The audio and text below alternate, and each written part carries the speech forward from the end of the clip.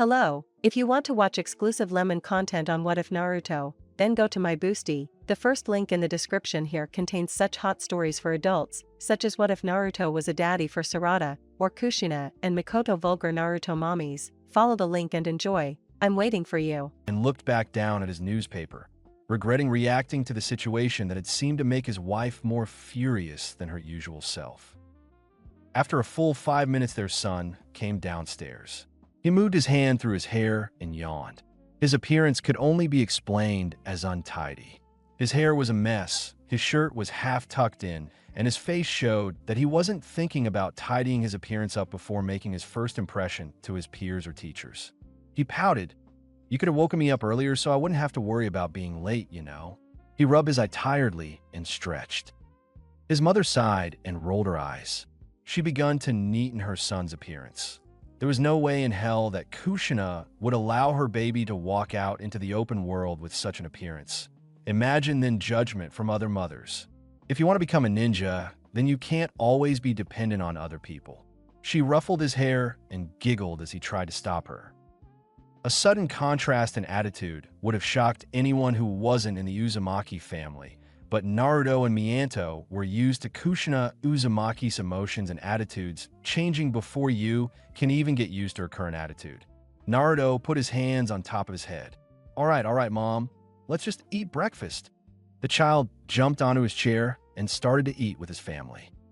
It didn't take the three too long to finish eating, mostly because of Naruto's growing enthusiasm to go to the academy already with completely contradicted with his late start earlier this morning. Maybe it was partly because of the fear of what his mother might do if he showed little excitement for such an important moment in his life. His father slowly stood up and began to stack up the plates before he smiled at Naruto.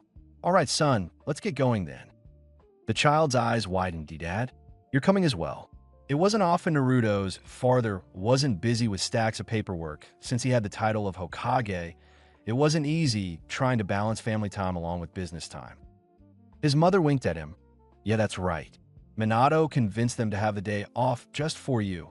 Both parents knew that the arrangement made would mean Minato would have to work extra hours in the office, but it would be worthwhile to be part of the memory for Naruto.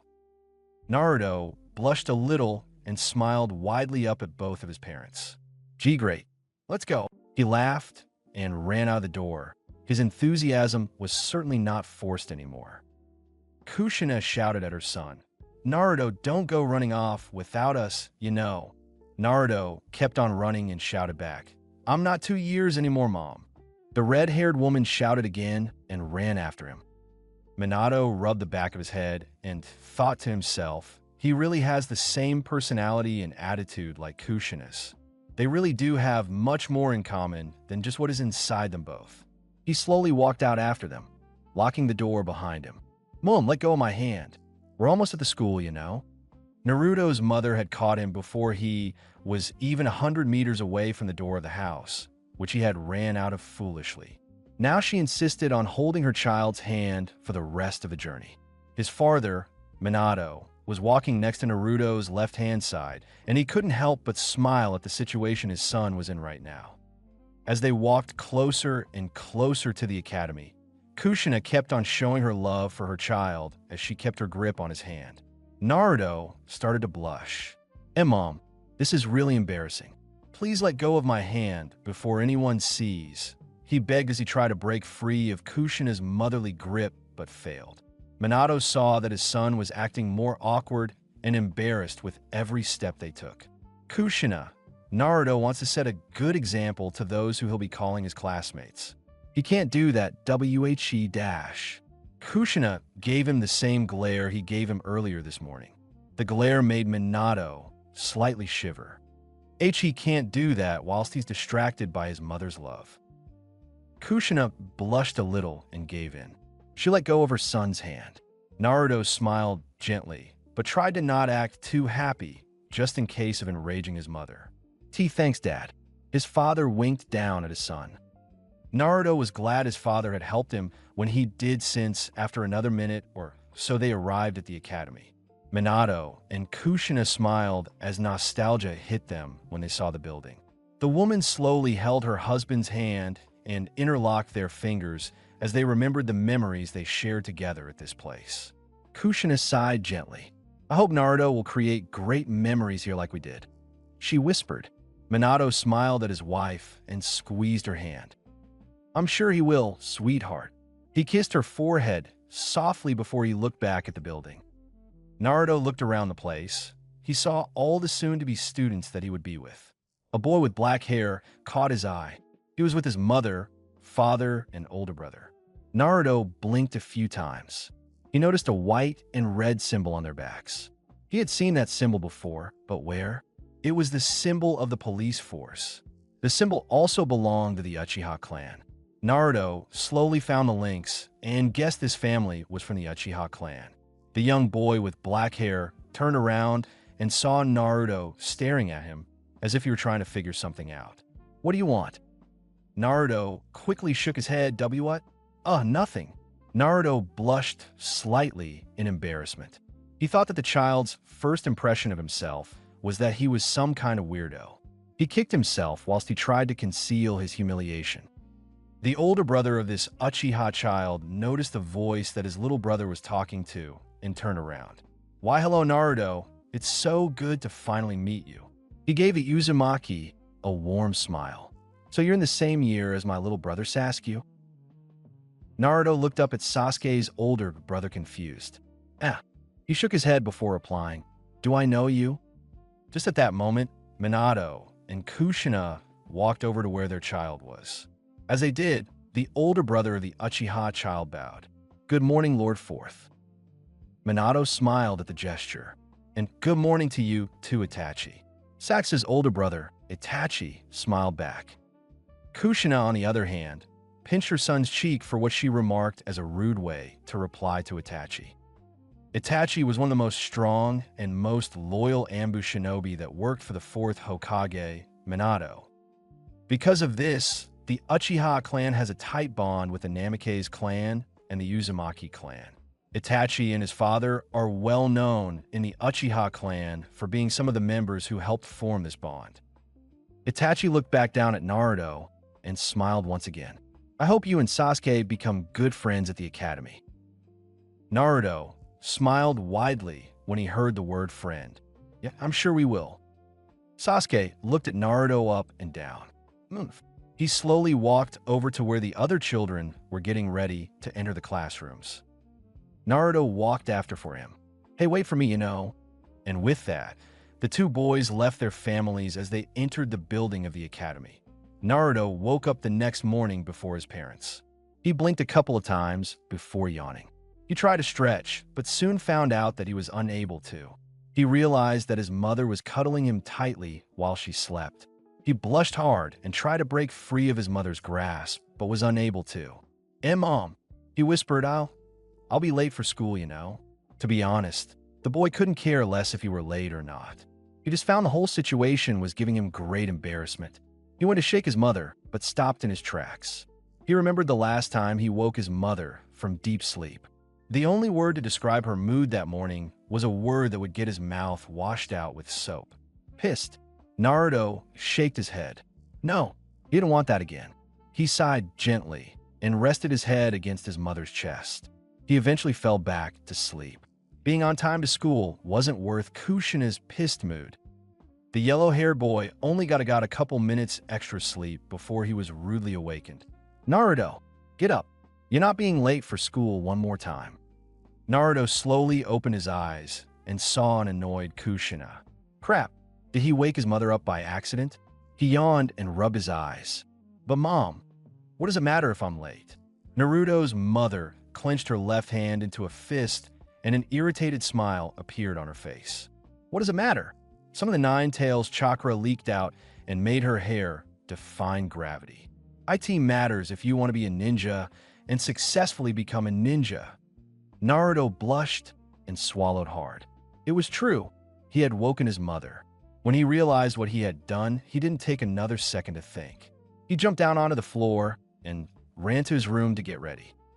Naruto got ready as fast as he could to avoid his mother's mood getting any worse. Whilst Naruto was getting ready, Minato walked out of his and Kushina's room. Kushina was waiting at the front door for Naruto. The fourth Hokage yawned. Is everything all right? What was with the yelling? Kushina blushed gently and smiled at her husband. Oh, no need to worry about it. Everything's fine now. Minato guessed that she had calmed down. He was thankful that she had calmed down because he didn't want to face her if she was still in the worst mood known to mankind. Well, if you say so. He kissed her gently and held her close to him. She giggled and nuzzled his neck. I love you, Minato. Minato grinned and picked her up. He kissed her again. I love you more, my angle. Your mom, Dad. That's gross. Kushina's eyes widened. She didn't know her son had already came downstairs. Minato sighed gently and smiled. He put Kushina down and walked over to Naruto. He ruffled his hair whilst he chuckled. Naruto, you know it's Valentine's Day tomorrow, right? Naruto's father smirked slightly. Have you got someone special a gift for tomorrow? Naruto blushed slightly. The girl he liked only had eyes for the Uchiha kid. Naruto put his hands in his pockets and looked away. No, Valentine's Day is stupid. Kushina glared at her child. Naruto, you better get someone something for tomorrow, you know. Naruto's eyes widened. Why did his mother care so much if he got a gift for someone or not? But he wasn't going to argue with her. He didn't want her in another one of her bad moods. Naruto didn't arrive late to school that day. He arrived just on time. As he sat down on his desk, he began to look around the classroom. Who should he get a gift for? Sakura? She never paid any attention to him since all her time in the academy seemed to be studying or paying attention to Sasuke.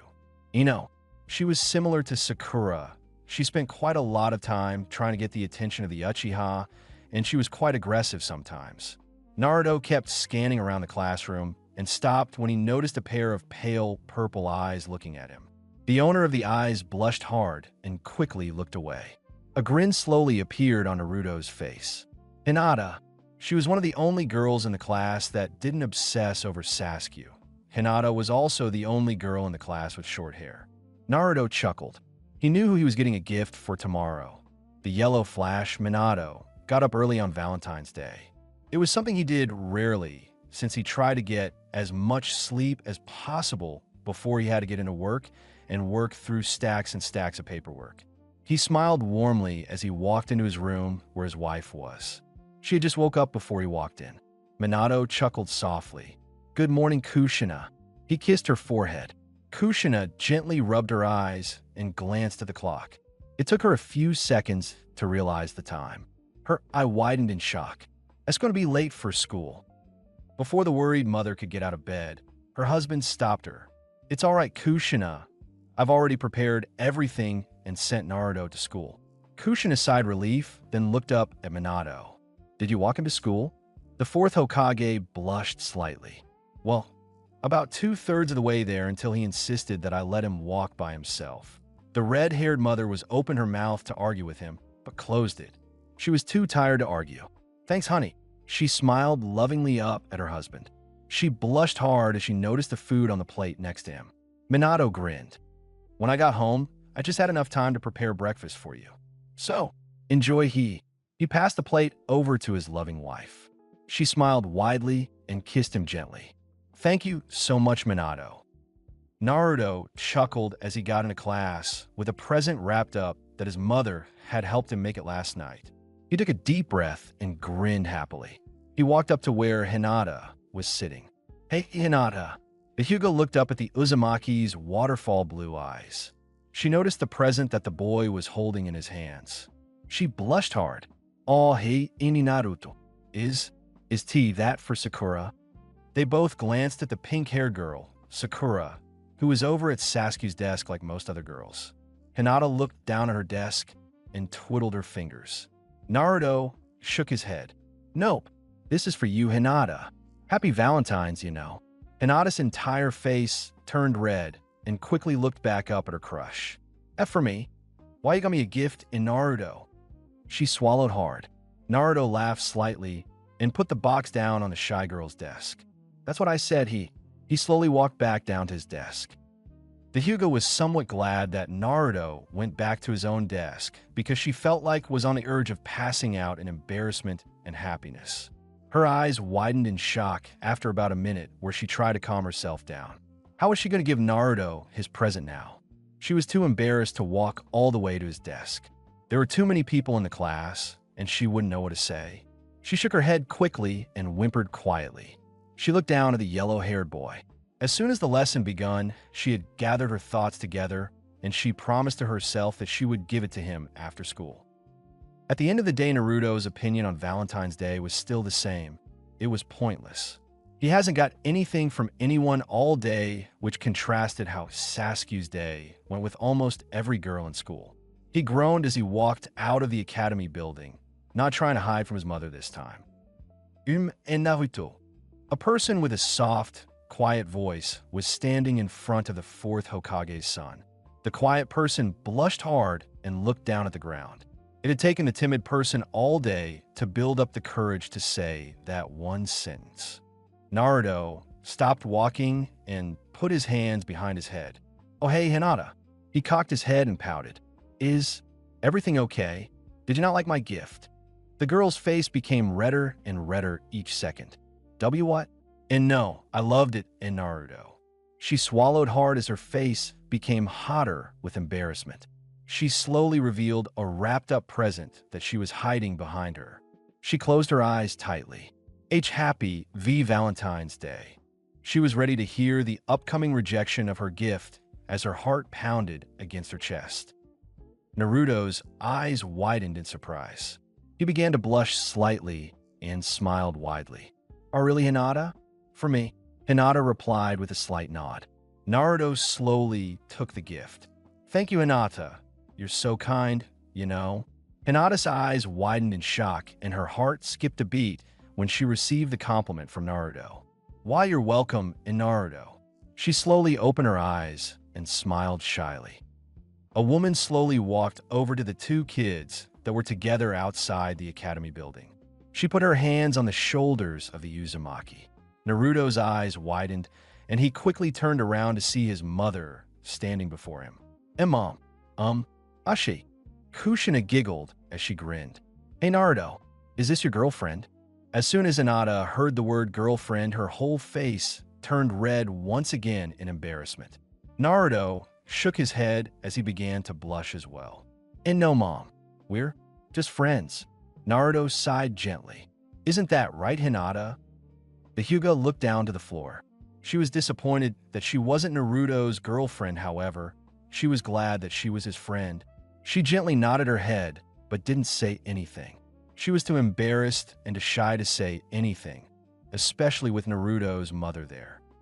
The red-haired woman pouted. "Oh, that's a shame. Anyway, we should be getting home now, Naruto."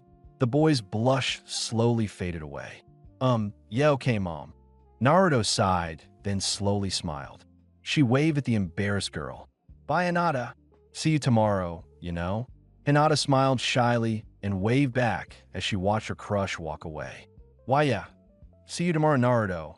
A week or so after Valentine's Day, the weather started to get warmer. It seemed as if winter was fading away as the new month was getting closer. The days were getting longer and the nights were getting warmer. Spring was close on reaching the Hidden Leaf Village.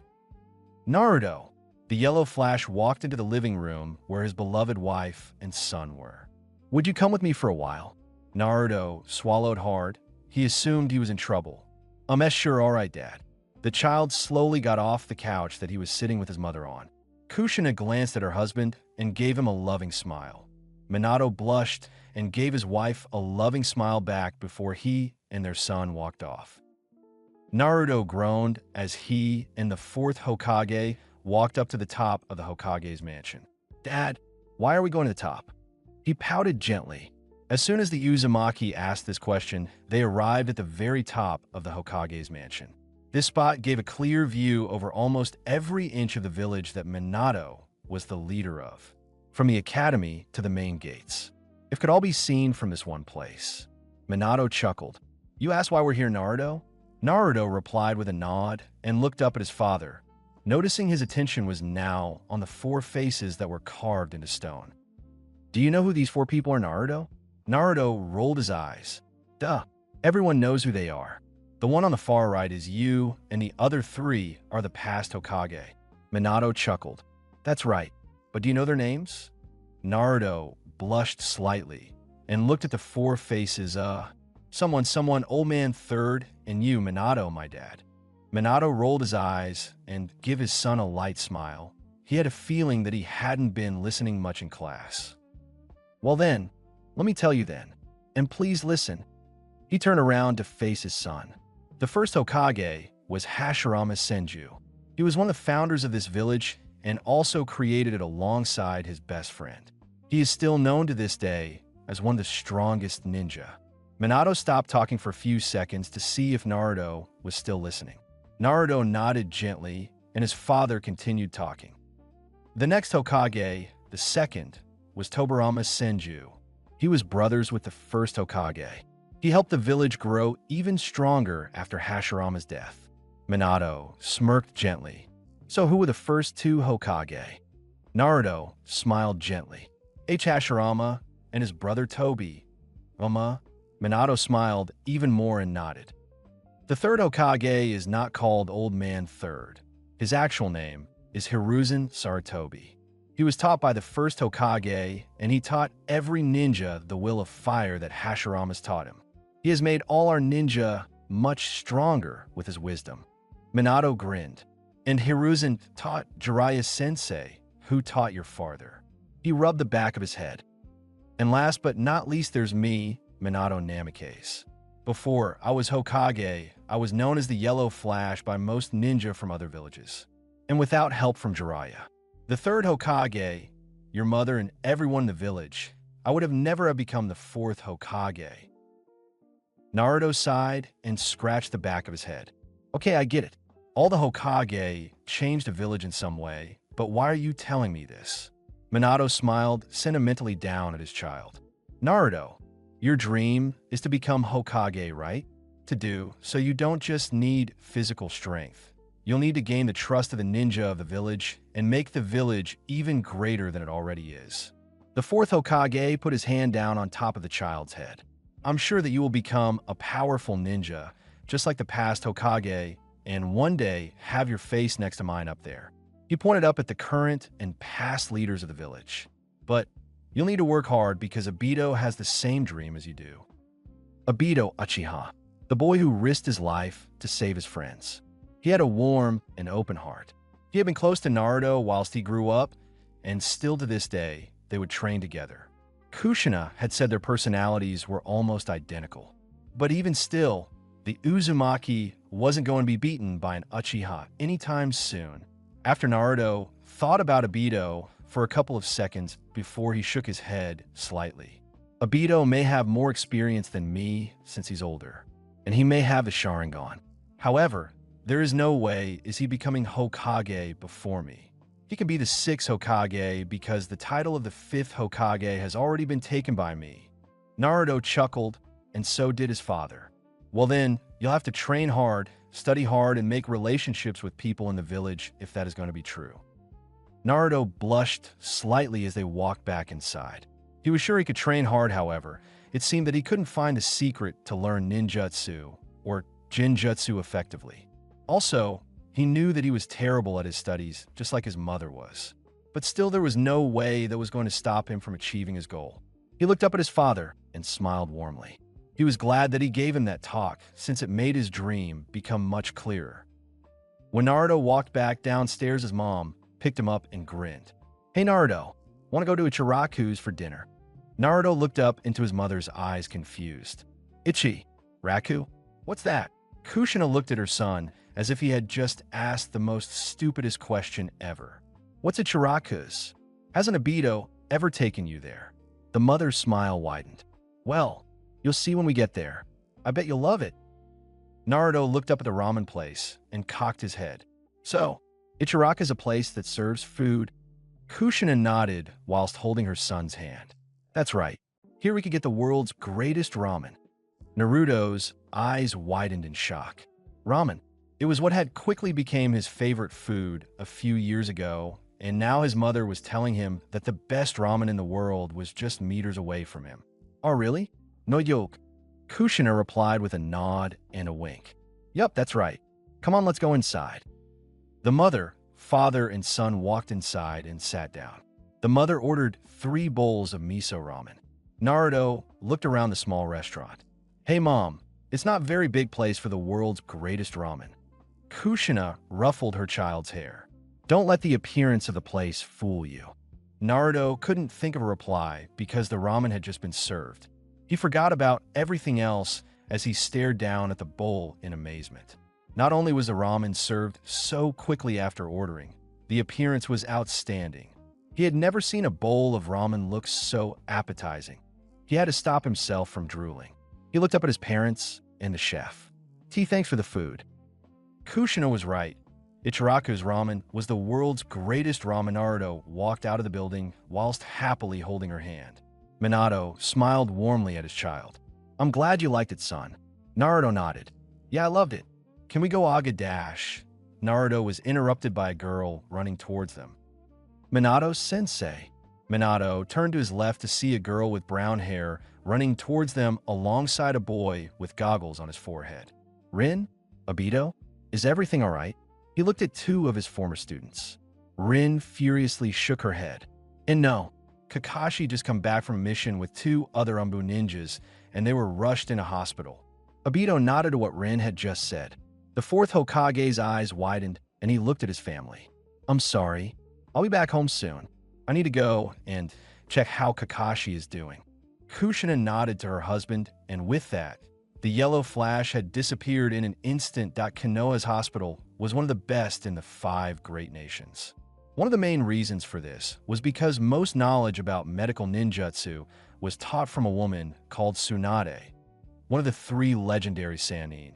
The hospital had increased dramatically in quality ever since Tsunade obtained the title of head doctor. The hospital that was situated in Eihei Hidden Leaf Village provided services such as ultrasound scans to rehabilitation to saving lives that are in critical state. Minato walked down the clean, white corridor to the room that Kakashi and the other 2 ninja were recuperating. Every footstep he took down the long corridor echoed and faded away when he took his next step. 112. That was the number that the Kakashi the copy ninja was in. Minato slowly slid open the door that belonged to the room 112. As he walked in, he noticed the white-haired Umbu sitting up in a hospital bed, reading a book by one of the other legendary Sannin. Minato sighed, slightly in relief, and smiled. Kakashi, you seem to be recovering already. I was quite worried since Rin had made it sound like the situation was much worse. Kakashi slowly put down the book next to the bed he was in as he slowly looked up at his former teacher. Sensei, I wasn't expecting to see you here so quickly. I only got here a couple of hours ago. He sighed. I used my Sharingan too much, and he moved the material that was covering his lower body to the side. He revealed the bandages warped around his waist. I was lucky. They didn't hit any vital spots. The ninjas that attacked us 3, they seemed to be Rouge ninjas. Minato sat down next to the hospital bed. He was shocked that there could be any Rouge ninjas from anywhere that could damage these 3 this badly. I see. What village were these ninja formerly from? They had hidden mist village headbands. A person close to Kakashi answered the 4th Hokage's question before he could. Minato looked over to the black-haired Umbu that answered the question. Hidden mist? Rouge? He slowly closed his eyes as he thought for a couple of seconds. Itachi, did any of these individuals happen to have an unusual sword? Itachi put one hand to his left temple as he thought about the question. My memory is a little hazy, but I think 1 or 2 of them did have swords that looked quite unique. I also remember that there was also someone else with them who wore a mask that looked like they belonged to the Umbu or another hidden organization in the Hidden Mist. Itachi shook his head as he tried to remember the fight that didn't happen too long ago. But the ninja with the mask was definitely Rouge as well. So I guess the individual stole it or used to work with the Umbu. Kakashi gently nodded in agreement, whilst Minato listened to the Uchiha's every word. After the yellow-haired leader thought for a while, he slowly stood up. And how's Tei? He shook his head. I mean Yamato. What happened to Yamato? He glanced over at Tenzo, or Yamato, since he preferred to be called by his codename. Kakashi sighed. He suffered the worst. He used up most of his chakra and broke a few bones in both arms. The white-haired ninja frowned.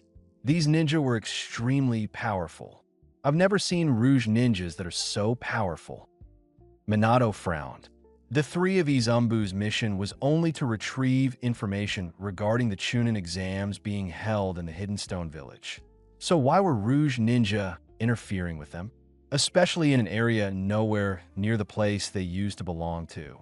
Could it be possible that they were going to attack the Hidden Stone Village? Or were there also ninja who used to be part of the Stone Village that are part of this powerful group of Rouge ninjas? Minato sighed. I'm very sorry, you three. This was supposed to be a simple C rank mission for you, but it seemed to turn out much worse than I could have ever imagined. Kakashi shook his head. No, sensei, it's not your fault. You couldn't have predicted that those Rouge ninjas would be there. Kakashi gave a slight smile from under his mask. Minato smiled back at his former student. Well, I'm glad that you don't resent me for what happened. He looked at the three ninja. Now, I don't want to be rude, but did you get the information about the upcoming Chunin exams? Itachi looked up at the fourth Hokage and nodded. He tossed him a sealed scroll that he had been hiding. That's the information that the village gave us. We also found out that there is a high potential for the Hidden Leaf Village to host the next Chunin exams in a couple of years. Minato smiled even more. Great work. He was glad that there was at least some good in this whole situation. Well then, I'll let you three rest now. Please, take all the time you need to recover. After Minato had said goodbye to the two conscious ninjas, he walked out of the hospital room 112. As Minato walked out of the hospital, he sighed gently. He glanced up at the red sky whilst the sun was setting. He had thought about changing Kakashi from an Umbu and into a Jonin in charge of a four-man squad. And after what happened on the mission, he was even more certain that Kakashi should become a Jonin leader for a team. He looked at his home in the distance, then concluded his thoughts. He would talk to the former Hokage and Kakashi about the possible changes for the white-haired ninja in the near future. As Minato walked into his house, he saw his loving wife and child playing a game on the table. Naruto put his cards that were in his hands down onto the table. Ugh, this is no fair. I can't play any card games, Mom. Kushina smirked and put her cards down onto the table. Well, the only way you'll get better at playing these card games is through practice, you know. She giggled a little as she saw her child pout at her reply. Minato slowly walked over to the table. Hey, you two. Looks like you two are having fun. Kushina looked up her husband and gave him a worried look. Hey, honey, is Kakashi all right? Minato gave her a reassuring smile. Yes, he is all right. All three of them are beginning to recover right now. Kushina sighed relief and smiled. Well, that's great then. The red-haired mother began to put the cards away. She smiled at Naruto. All right, you. I think it's time for you to go to bed. Naruto pouted once again. What? Oh no, fair mom. Naruto's actions then contrasted his words as he began to stand up. He didn't want to disobey his mother in fear of her getting into a bad mood. He sighed and stretched. Well, good night, Mom, Dad. The two parents both hugged their son. Naruto blushed and smiled widely. The boy chuckled as he looked up at Minato and Kushina. He hugged them back good night and slowly walked to his room. Minato wrapped his arms around his wife and smiled lovingly at her after Naruto had walked away. Well, it's been quite an adventurous day. Kushina replied with a nod and rested her head against her husband's chest. It has been. She slowly held Minato's hand and interlocked their fingers. The fourth Hokage chuckled slightly and kissed her forehead. He then walked with Kushina to their bedroom. As day eventually turned into night, their ninja were still traveling in the land of Earth. The leader of the group dragged his weapon behind him. Ugh, those ninjas earlier set us back. We better not be late for our rendezvous. The ninja next to the leader was also carrying a sword, but he was holding it against his shoulder. We had to make sure that they didn't follow us. They were Umbu from the Leaf. It was possible that they were sent to spy on us. The third ninja wasn't carrying a sword, but their face was covered by a mask. We should be quiet. We're near the rendezvous point, and we don't want to be caught now. The other two ninja nodded in agreement. All three ninja began to speed up as they disappeared into the darkness of the night. Sorry to summon you all here in such short notice. The fourth Hokage chuckled slightly and rubbed the back of his head. Tsunade, Jiraiya, the third Hokage, and Minato were in the hospital room with the three Umbu. He had sent them all a message earlier that morning to all meet in room 112 to discuss about the Rouge Ninja that attacked the three Jonin that are now recovering in the same exact room. Minato was glad to see that Yamato was now conscious with his other two teammates now. Minato took a deep breath as he collected his thoughts. Well, the reason I wanted to talk to you six was because of the incident of the Rouge Ninjas and what we could do to stop them. Kakashi looked up at his former sensei. But Minato-sensei, what is there that we could do? These are Rouge Ninjas that seem to attack anyone who sees them, and they're always on the move. So wouldn't it be very difficult to track them down? Minato was about to interrupt, but Kakashi continued with his questions. Also, why are we six the ones you want to talk to it about? Shouldn't you inform the Mizukage to try to identify these individuals instead? Minato put his hand up to stop Kakashi. Kakashi, I will explain, just give me the chance. He smiled reassuringly to his former student. Now to begin with, the yellow flash revealed a scroll. This was given to us about 5 days ago from the Hidden Sand Village. It says that 3 Rouge Ninja attacked a 4-man squad from their village near the borders of our two lands. Minato glanced at Itachi.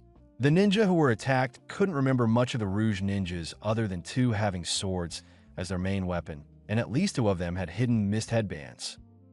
Minato continued with all the information that he had that could possibly be linked to the Rouge Ninjas. The information came from various different villages, and even though there wasn't much of it, there was enough to connect them together. AMD suggests that the Rouge Ninja that attacked the Umbu were no ordinary, low-life attackers. Now, the reason I wanted to talk to you 6. Minato turned to Jiraiya.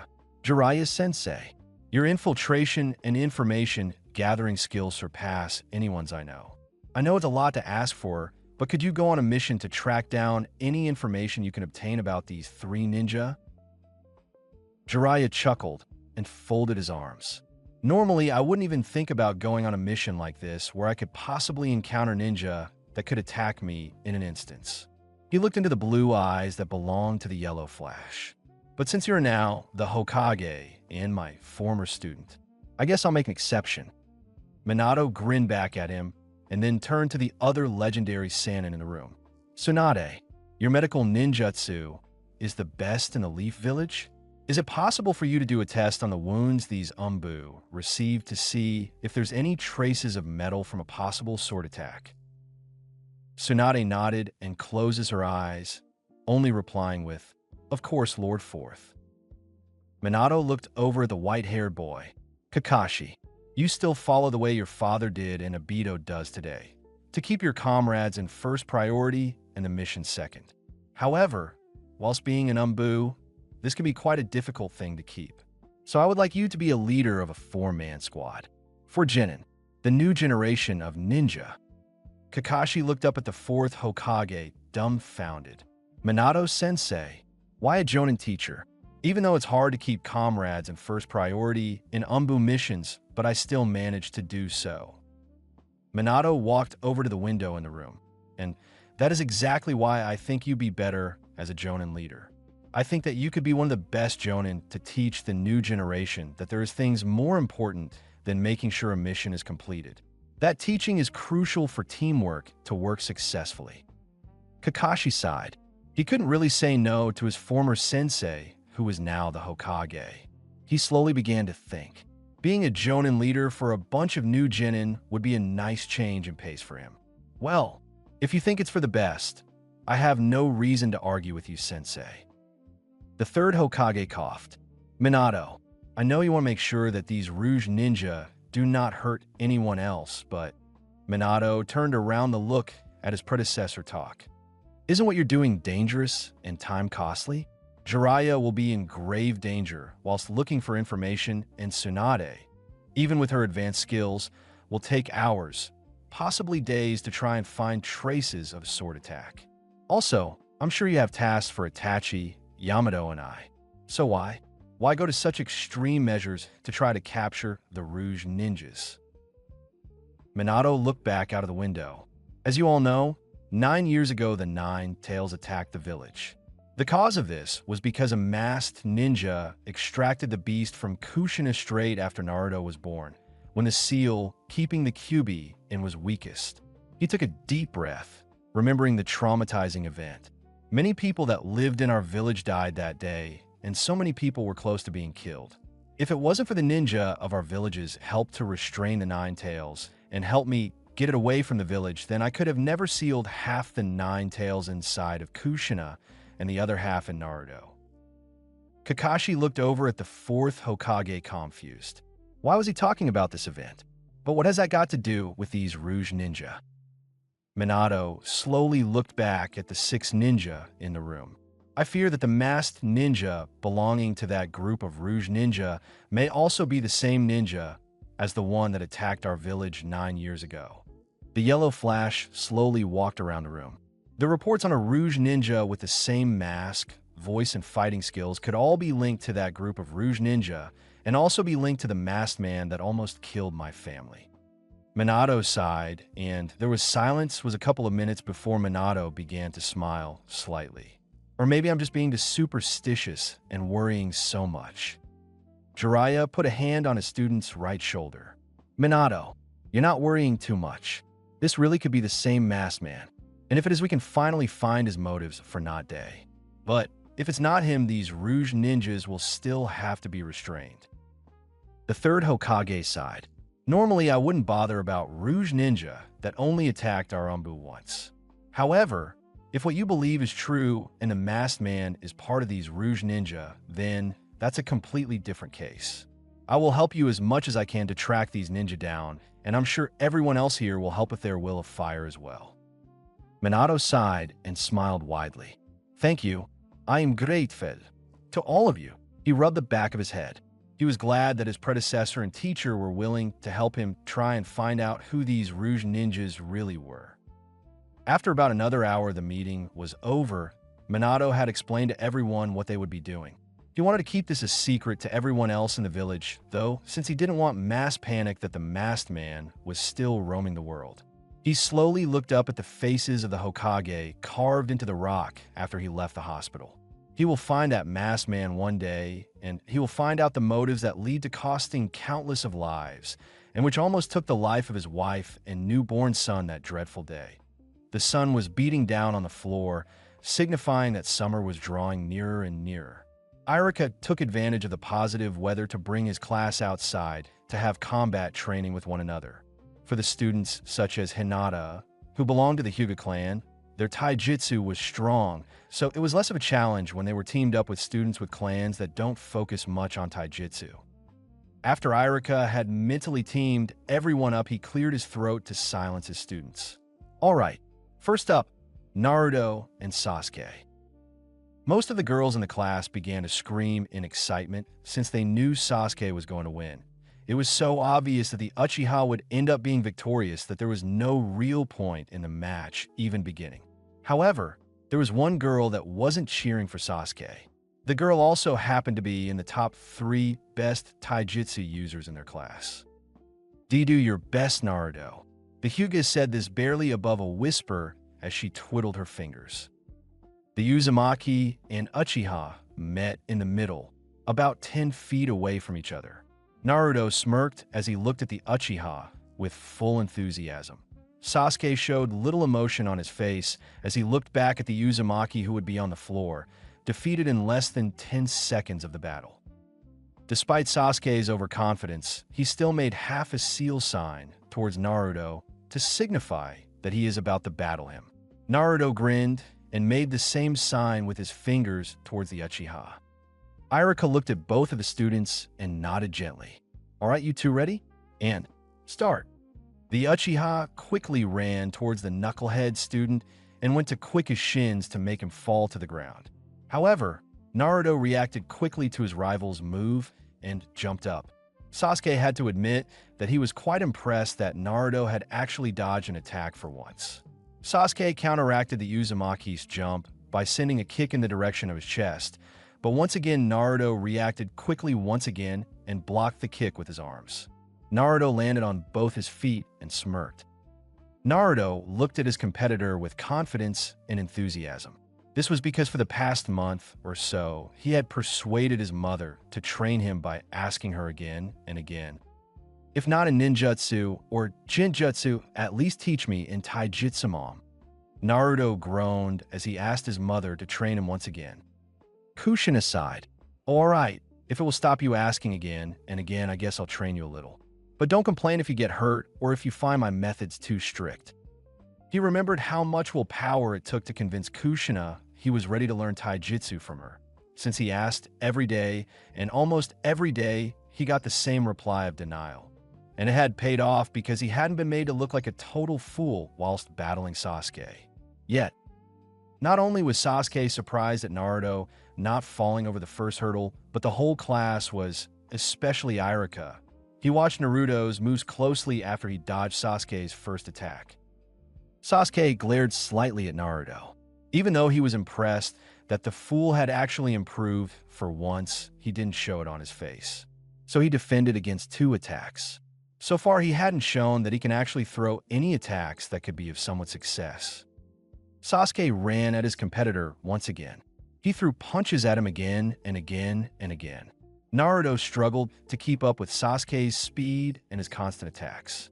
The Uzumaki thought that if he only defended against his attacks and didn't attack back, it would be certain that he would fail this match. Naruto found a slight opening and went to lunge Sasuke with his right fist. However, Sasuke predicted that this would happen. He specifically allowed an opening for Naruto to try and attack to break his guard. Sasuke quickly ducked Naruto's obvious punch, then punches Naruto in the stomach, making him lose his balance as he was thrown back and collapsed on the floor. Iruka ended the match when Naruto didn't get back on his feet after 10 seconds.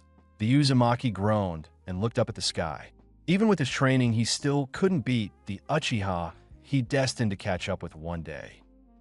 The black-haired boy walked over to his defeated opponent and made the symbol of combat. "Oomph. Nice try, knucklehead." He gave Naruto a slight smile as he looked down at him. Naruto glared at his rival, but couldn't help but show a smile on his face. Next time I'll beat you." Naruto also made the symbol of combat, connecting it with Sasuke's, and slowly stood up. Sasuke turned his back to the Uzumaki after he stood back up. "Not a chance. The battle lasted less than 30 seconds, and you didn't land a single punch on me. There's no way you'll catch up with me." Naruto gritted his teeth and glared at the back of Sasuke. "Gah, so what if I didn't land a punch on you? You only got 1 successful hit anyway. I know I'll catch up and beat you soon." Sasuke rolled his eyes and sighed. "In your dreams, idiot." He began to walk away from the loser. Naruto shook his head. "Sasuke, I'm not the idiot you are." And with that, the couple of seconds of friendship, the 2 rivals had quickly vanished. Minato and Itachi had been watching the 2 pre-Genin battle from a distance. They were both on top of the Hokage's mansion as they watched the short conflict from start to end. Minato chuckled gently. "Your brother seems to be skilled in taijutsu, and even though he hasn't awakened the Sharingan, yet he still looks like he will become a powerful shinobi." He glanced over at Sasuke's brother. Itachi nodded. "Yes, it seems so, but your son has the will to never give up. Even though he hasn't won a battle, yet he continues to train harder and harder so that one day he can win against Sasuke." He smiled at Naruto's father. Minato smiled back at Itachi and turned to face him after the match had ended. "So have you decided if you want to continue being an Umbu ninja or not?" The Uchiha sighed and closed his eyes. "No, I have not fully thought about it yet. Although I think it would be best if I at least took a break from it." He looked down at his brother walking away from Naruto. "There's many things I had to neglect whilst being an Umbu, especially my brother. There was countless times I had to decline his invitations to play a train with him because I was just too busy." Itachi sighed and looked up at the sky as he smiled gently. "So I guess I should take a break from being an Umbu for a while before my brother starts to truly hate me." Minato looked at the Uchiha in awe. Could it be possible that Naruto could hate him for spending such little time with him, just like Itachi does with his brother? Was there any way he could prevent his son feeling that emotion towards him? Minato shook his head out of his own thoughts and smiled. I respect your decision, Itachi. Please, take as much time off as you'd like. After a couple of hours, Naruto walked out of the academy, consequently, for it being the end of another school day. He looked around, confused since his mother wasn't there, but then he found the fourth Hokage smiling at him. Dad, what are you doing here? Where's Mom? He cocked his head as he walked over to his father, confused. Minato chuckled and scratched the back of his head. Well, that's a kind way to greet your father. He smiled down at his son. Well, I'm here since I was wondering if you wanted to do some training before we went back home. Naruto's eyes widened. Really, Dad? Why you want to train me? He slowly smiled. Excitement quickly flowed through him. The fourth Hokage was going to train him. One of the most powerful ninja in the village was going to train him. Minato nodded and turned around. Of course, son. Now let's go. Follow me. And with that, Minato began to walk towards the training grounds with his son. Naruto's smile widened as he walked closer to the training ground with his father. Would he be learning ninjutsu, jinjutsu, taijutsu? Whatever he was going to be taught. If the Hokage was going to train him, then he could finally become strong enough to beat his rival Sasuke. Naruto looked up at his father with a face that only showed confusion. Fuinjutsu? What the heck is that? I thought there was only ninjutsu, taijutsu, and jinjutsu. Minato smiled gently towards his son as he answered his questions. Those are the three main types on jutsu that ninja learn, however. There are more types of jutsu, such as Fuinjutsu. Minato took out a scroll from a pouch attached to his waist and tossed it to Naruto. Naruto caught the scroll and groaned. Scroll reading? I thought you were going to teach me jutsu. The fourth Hokage chuckled. No, Naruto. Using a scroll is a simple way of using Fuinjutsu. He took another scroll from his pouch, then laid it down on the grass. He made a hand sign, and smoke appeared from the scroll a split second after. Naruto's eyes widened in amazement as he sees one of the fourth Hokage's specially made kunais on top of the scroll. Whoa, how did you do that, Dad? Minato grinned and crouched down to pick up the kunai. Fuinjutsu can be used to seal objects, organisms, or even chakra. It is a powerful yet somewhat simple jutsu where the user only has to use a scroll to seal anything they want. The yellow-haired boy clenched his fists in excitement. So, you mean I could seal anything away with Fuinjutsu? His mind was flooded with hundreds of ideas. The Hokage thought for a second. Well, the possibilities are almost endless. But Fuinjutsu is affected by the amount of chakra the user has, their chakra control, and their experience. To start off with, you'll only be able to seal away a shuriken. Naruto pouted when he received the information that most of his ideas weren't possible to seal. Yet, well, I guess that jutsu is kind of cool, you know. Minato gave his child a warm smile, then began training him the art of Fuinjutsu. The fourth Hokage had specifically chosen to teach his child sealing jutsu. This was because the child's mother belonged to the Uzumaki clan. The Uzumaki clan were known for their talent in sealing jutsu, and Minato wanted to make sure that his wife's clan speciality didn't go extinct. He had many reasons for not wanting the Uzumaki clan's talent to fade away, but his main reason was because if it wasn't for the Fuinjutsu he learned from Kushina, he wouldn't have been able to successfully seal away the Nine Tails. After a couple of hours, Naruto's stamina was almost completely drained. Even though Fuinjutsu wasn't as physical as taijutsu, it still required the user to have a great amount of endurance. This was the reason why many ninja chose not to learn it despite it being such a useful technique. Naruto lay down on the grass, breathing heavily, whilst looking up at the sky. He groaned slightly. I can't believe I couldn't even seal away a shuriken. He covered his face with his hands. The yellow flash walked over to his son and sat down next to him.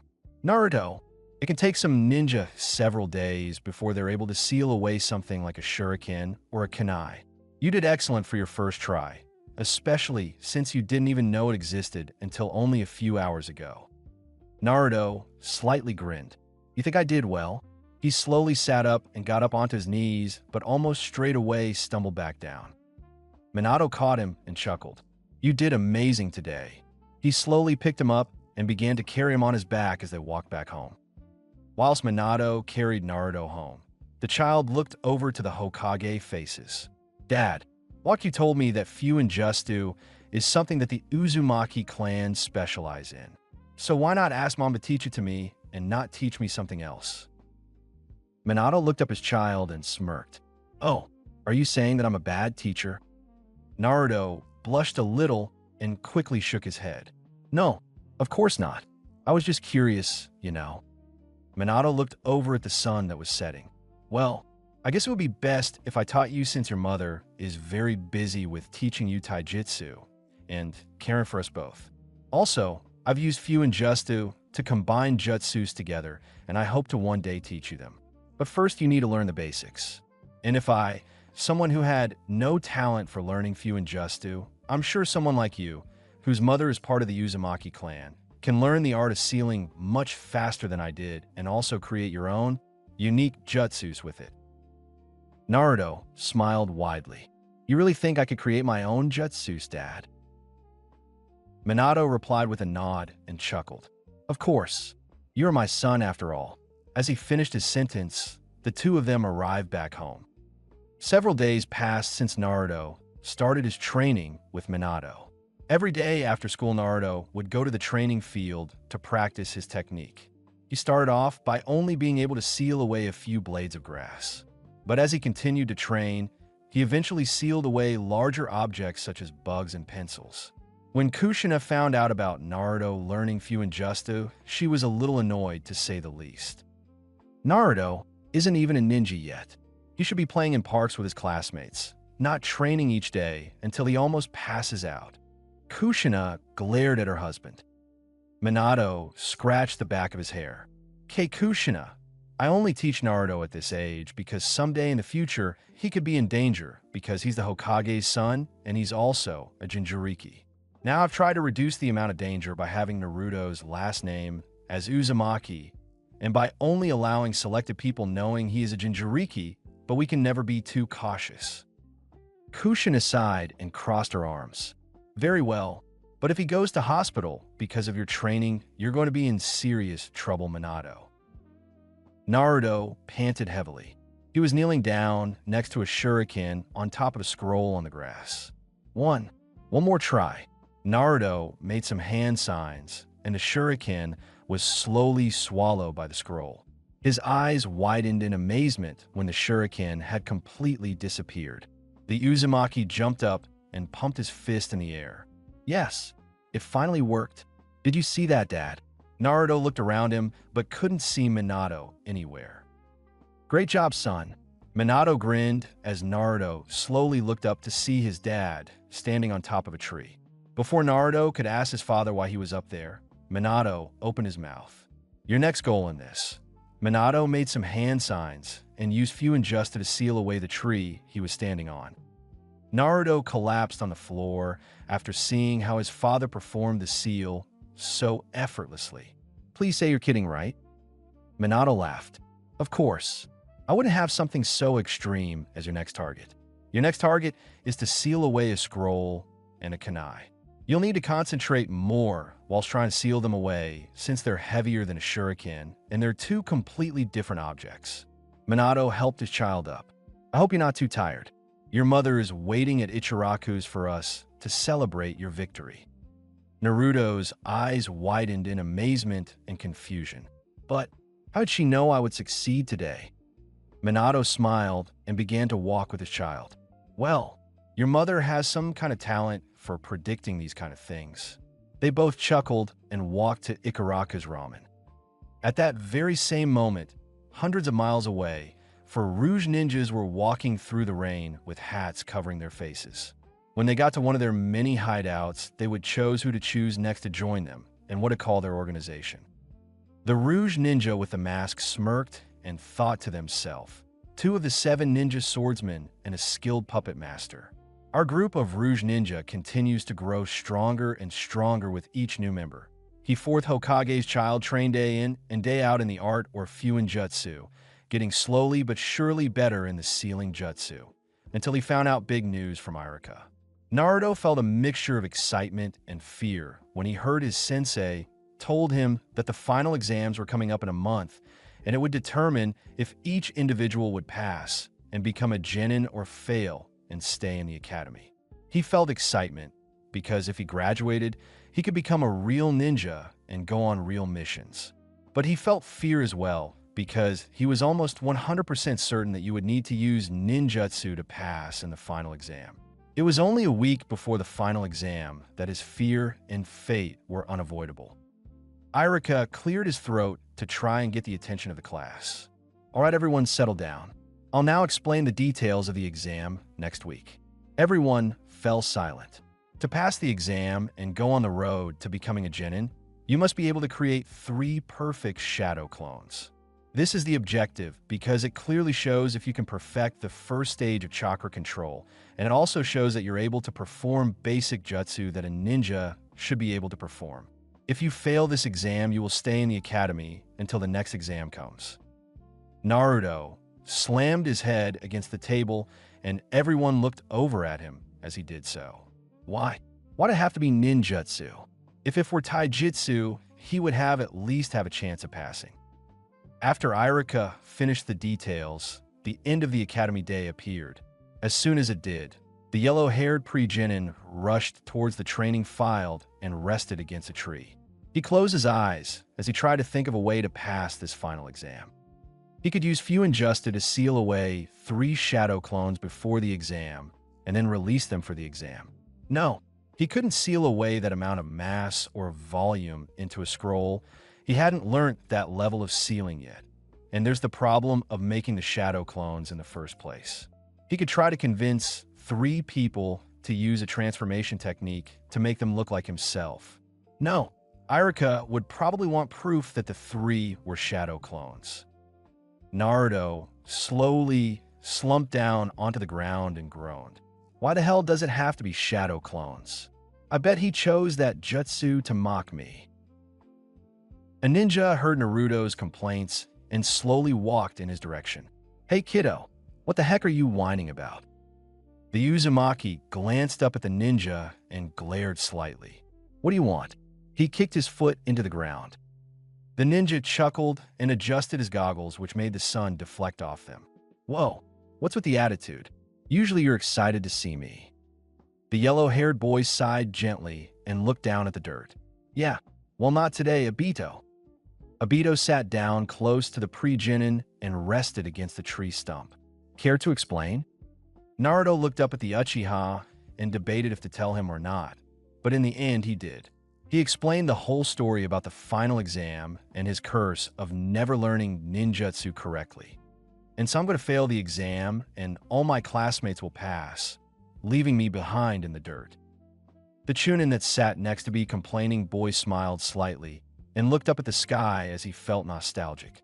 The shadow clone technique? They still use that for the final exam. He slowly stood up and smiled down at the child. Well, show me you making shadow clones.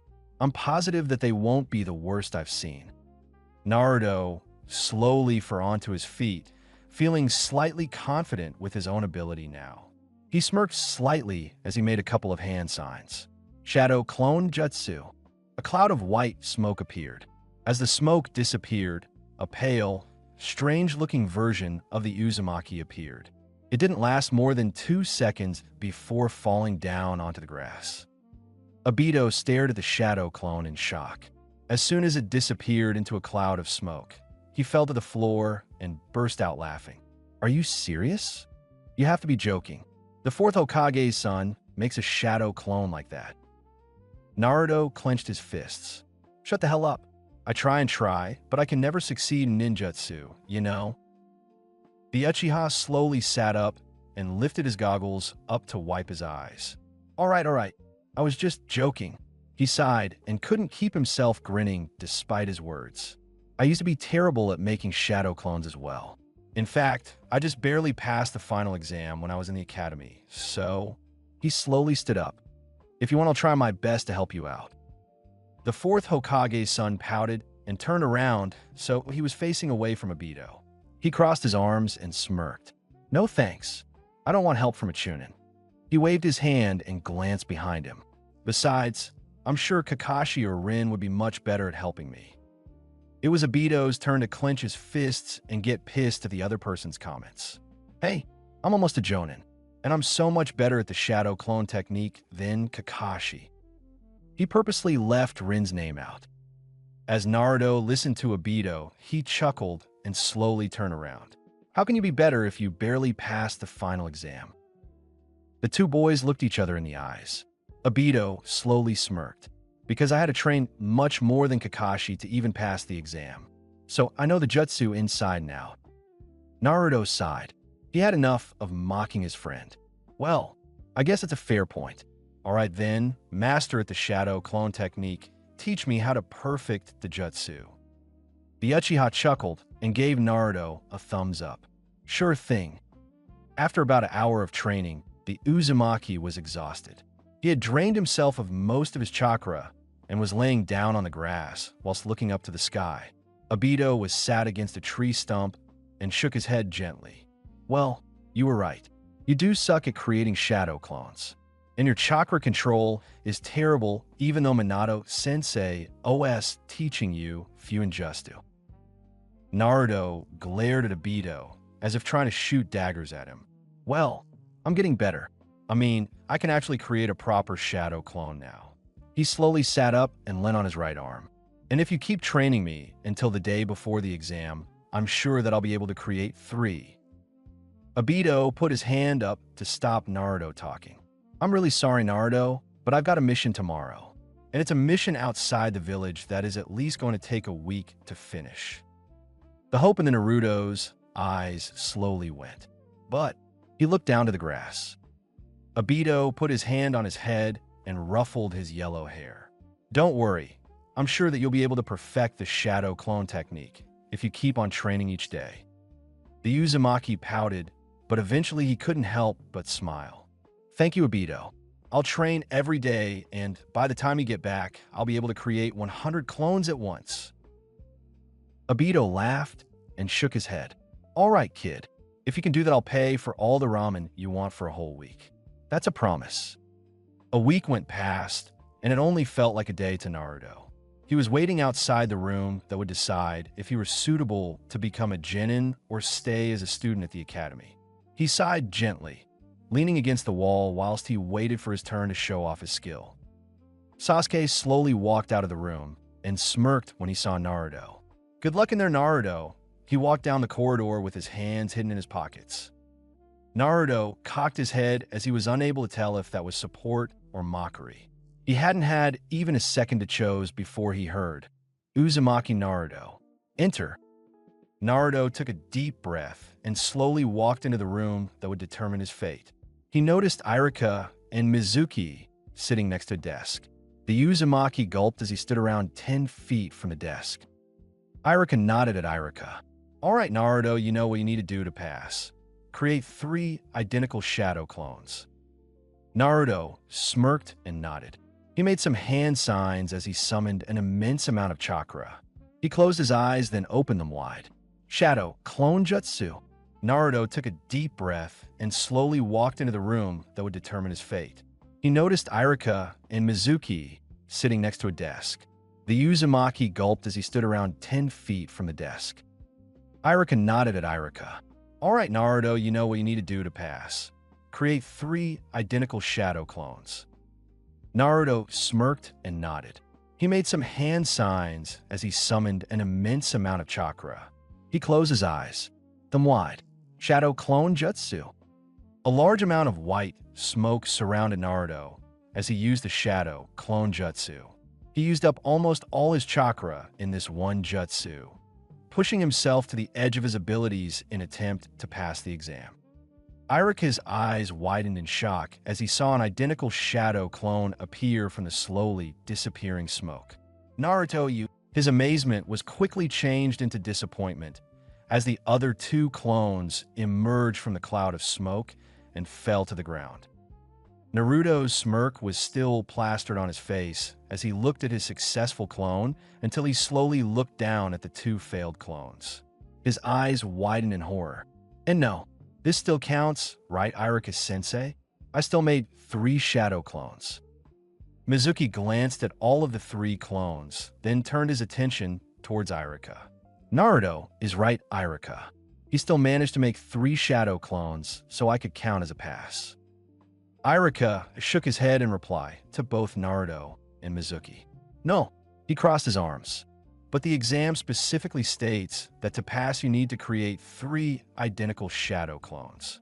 Naruto only made 1 that was identical. Naruto's sensei looked down at the child's disappointed face. I'm sorry, Naruto. I really do want to pass you, however I can't. It wouldn't be fair on the others in the academy. Also, it could consequently lead to your life being in danger if you were put on missions and you weren't ready to be a genin yet. Naruto sighed. He had trained so much for this moment, and he didn't even get a pass. He looked to the ground. Understand. He slid his hands into his pockets and walked out of the room. Naruto gently swung on the swing close to the academy as he looked at all of his classmates who had all graduated. He gently kicked the ground with his shoe. It's not fair. I trained as hard as anyone else that passed. Naruto noticed his mother walking into the academy grounds. He quickly got off the swing and put on a fake smile as his mother found him and walked over to him. Ashe mum. The red-haired mother grinned widely and crouched down to her son. So, is my baby boy a genin now? Naruto blushed slightly and rubbed the back of his neck. Yeah, of course I am, Mom. I passed. I made 3 identical shadow clones. He swallowed hard as he lied through his teeth. Kushina picked up her child and gave him a big warm hug. Oh, I'm so proud of you, Naruto. I just knew you would pass. She looked at him a little confused. But where's your ninja headband? The yellow-haired Uzumaki's eyes widened as he quickly thought up of another lie. Oh, I'm getting it later. Iruka-sensei is getting me ramen in a few minutes, then giving me my headband since he's so proud of me. Kushina smiled warmly and carefully placed Naruto back on the floor. Oh, I see. Well, I'll let you go get your ramen, she winks. But don't be out too long. I have a feeling your father will be home early to celebrate that you're finally a real ninja. Naruto nodded and quickly ran off. Yeah, see you later, Mom. He ran behind the academy building and sighed gently as he slumped against the wall and looked down to the ground. Oh, Naruto-kun. Naruto was slightly startled by the soft, timid voice.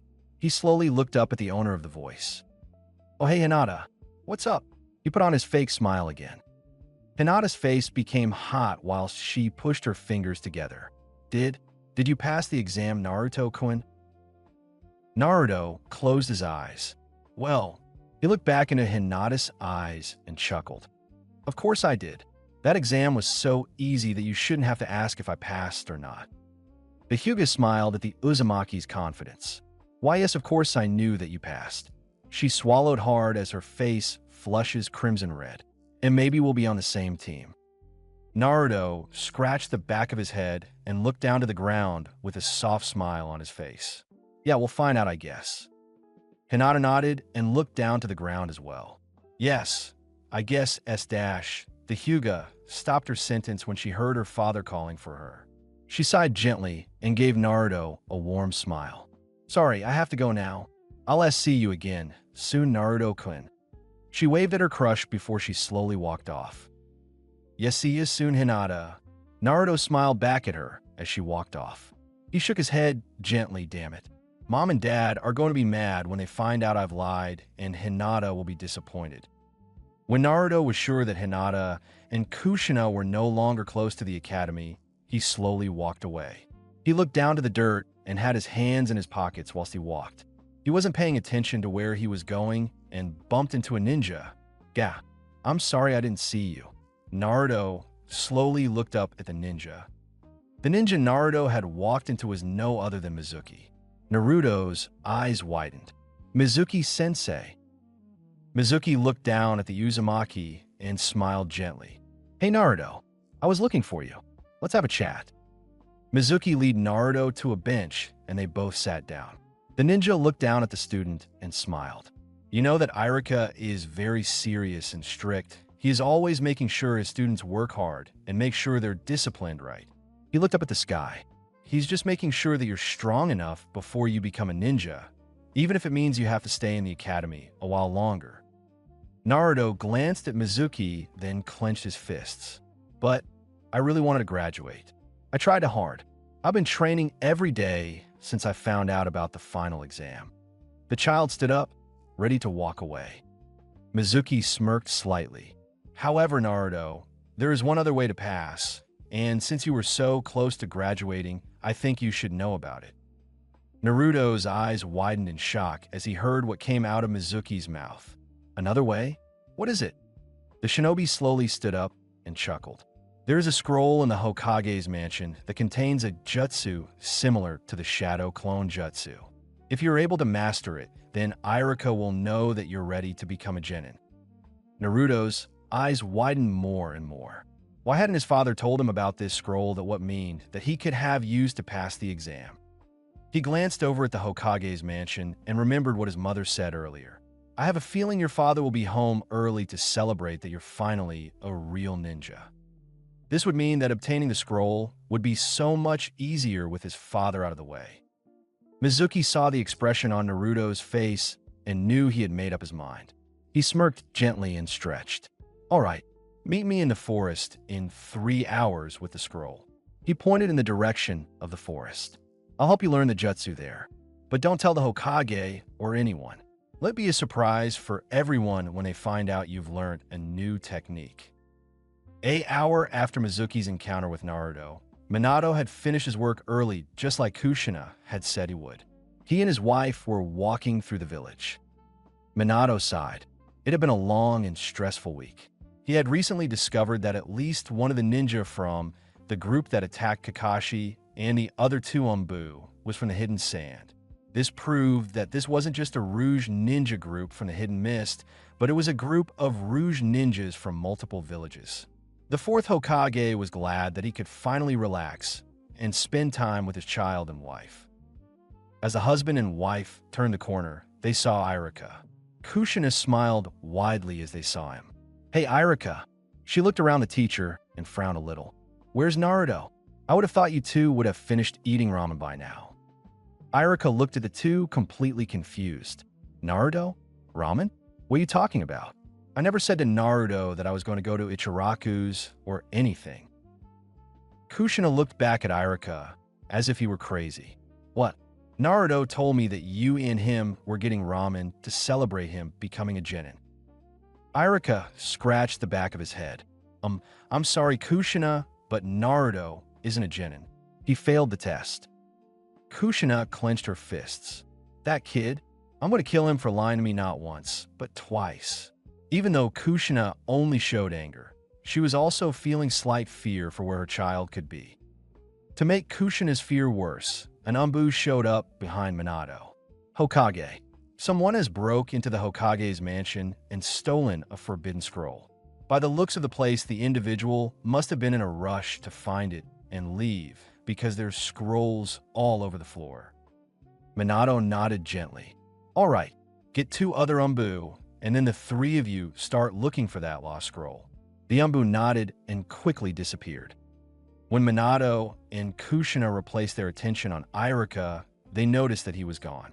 Where is Irika gone? Kushina sighed. Minato sighed as well and chuckled slightly. Well, it looks like we're not going to get a relaxing evening after all. He frowned and looked down at his red-haired wife. Kushina, you go search for Naruto.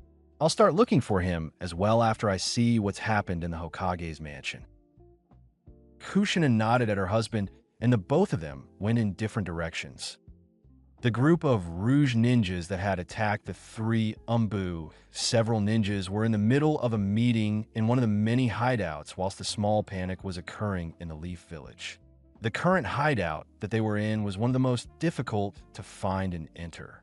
The entrance was covered by a gigantic boulder, and the only way to open it was to release to 5 ceiling tags that were spread out across a wide area simultaneously. The member of the group that was hidden behind a puppet slowly looked up at the three other ninja. Looks like my plan is already taking place in the Leaf Village.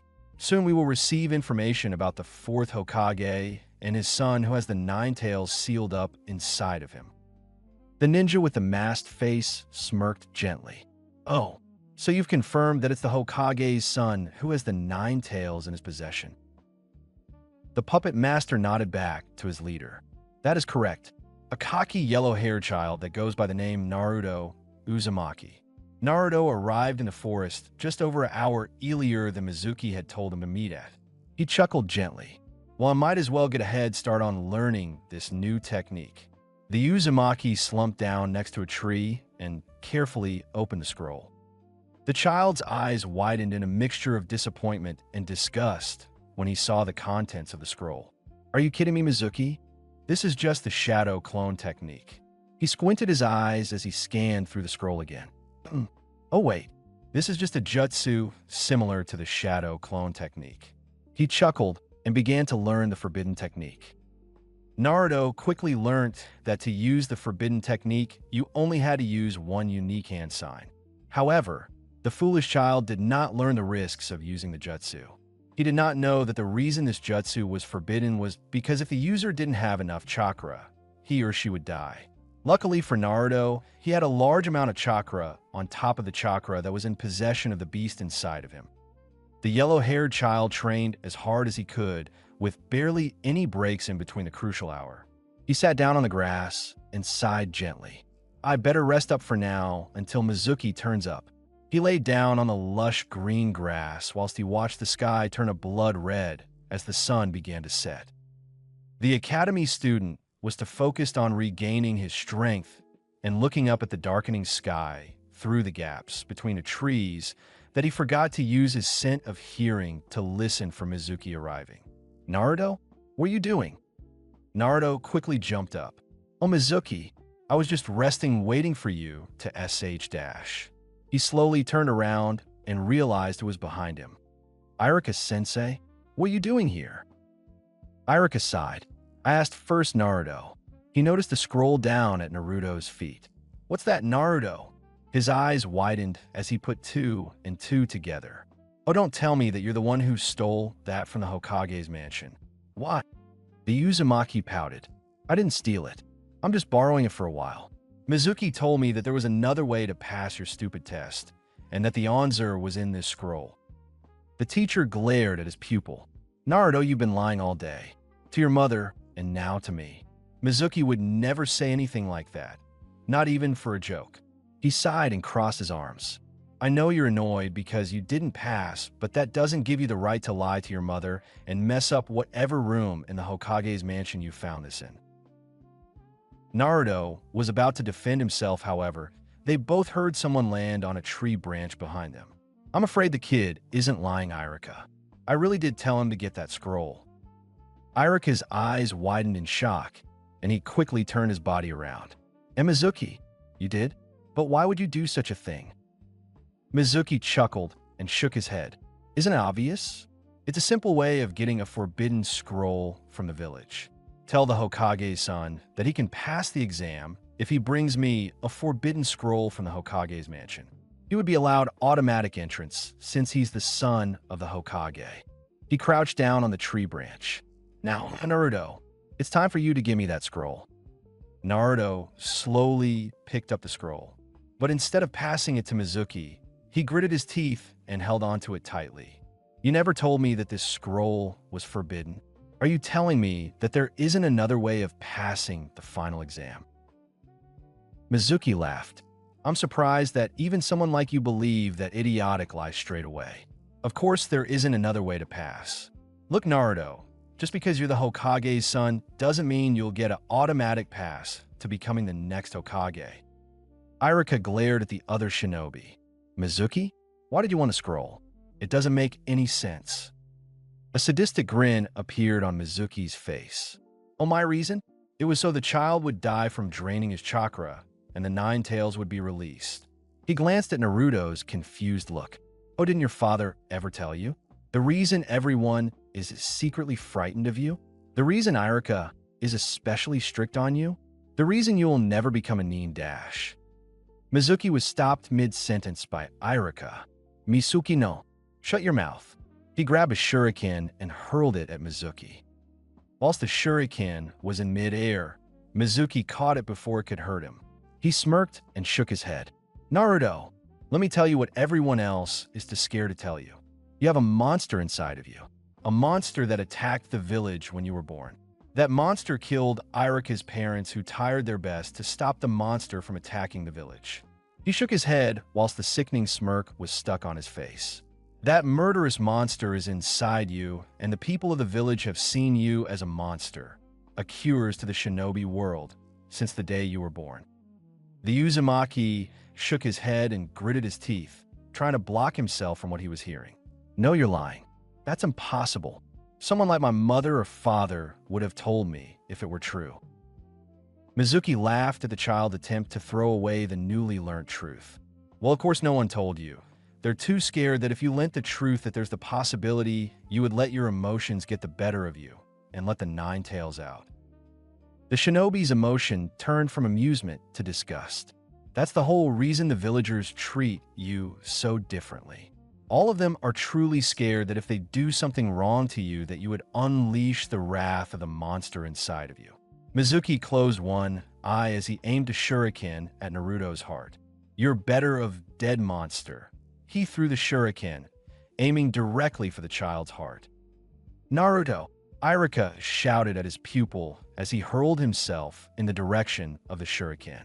His eyes widened in shock as he knew he wouldn't be able to get in line with the path of the shuriken to shield the Uzumaki.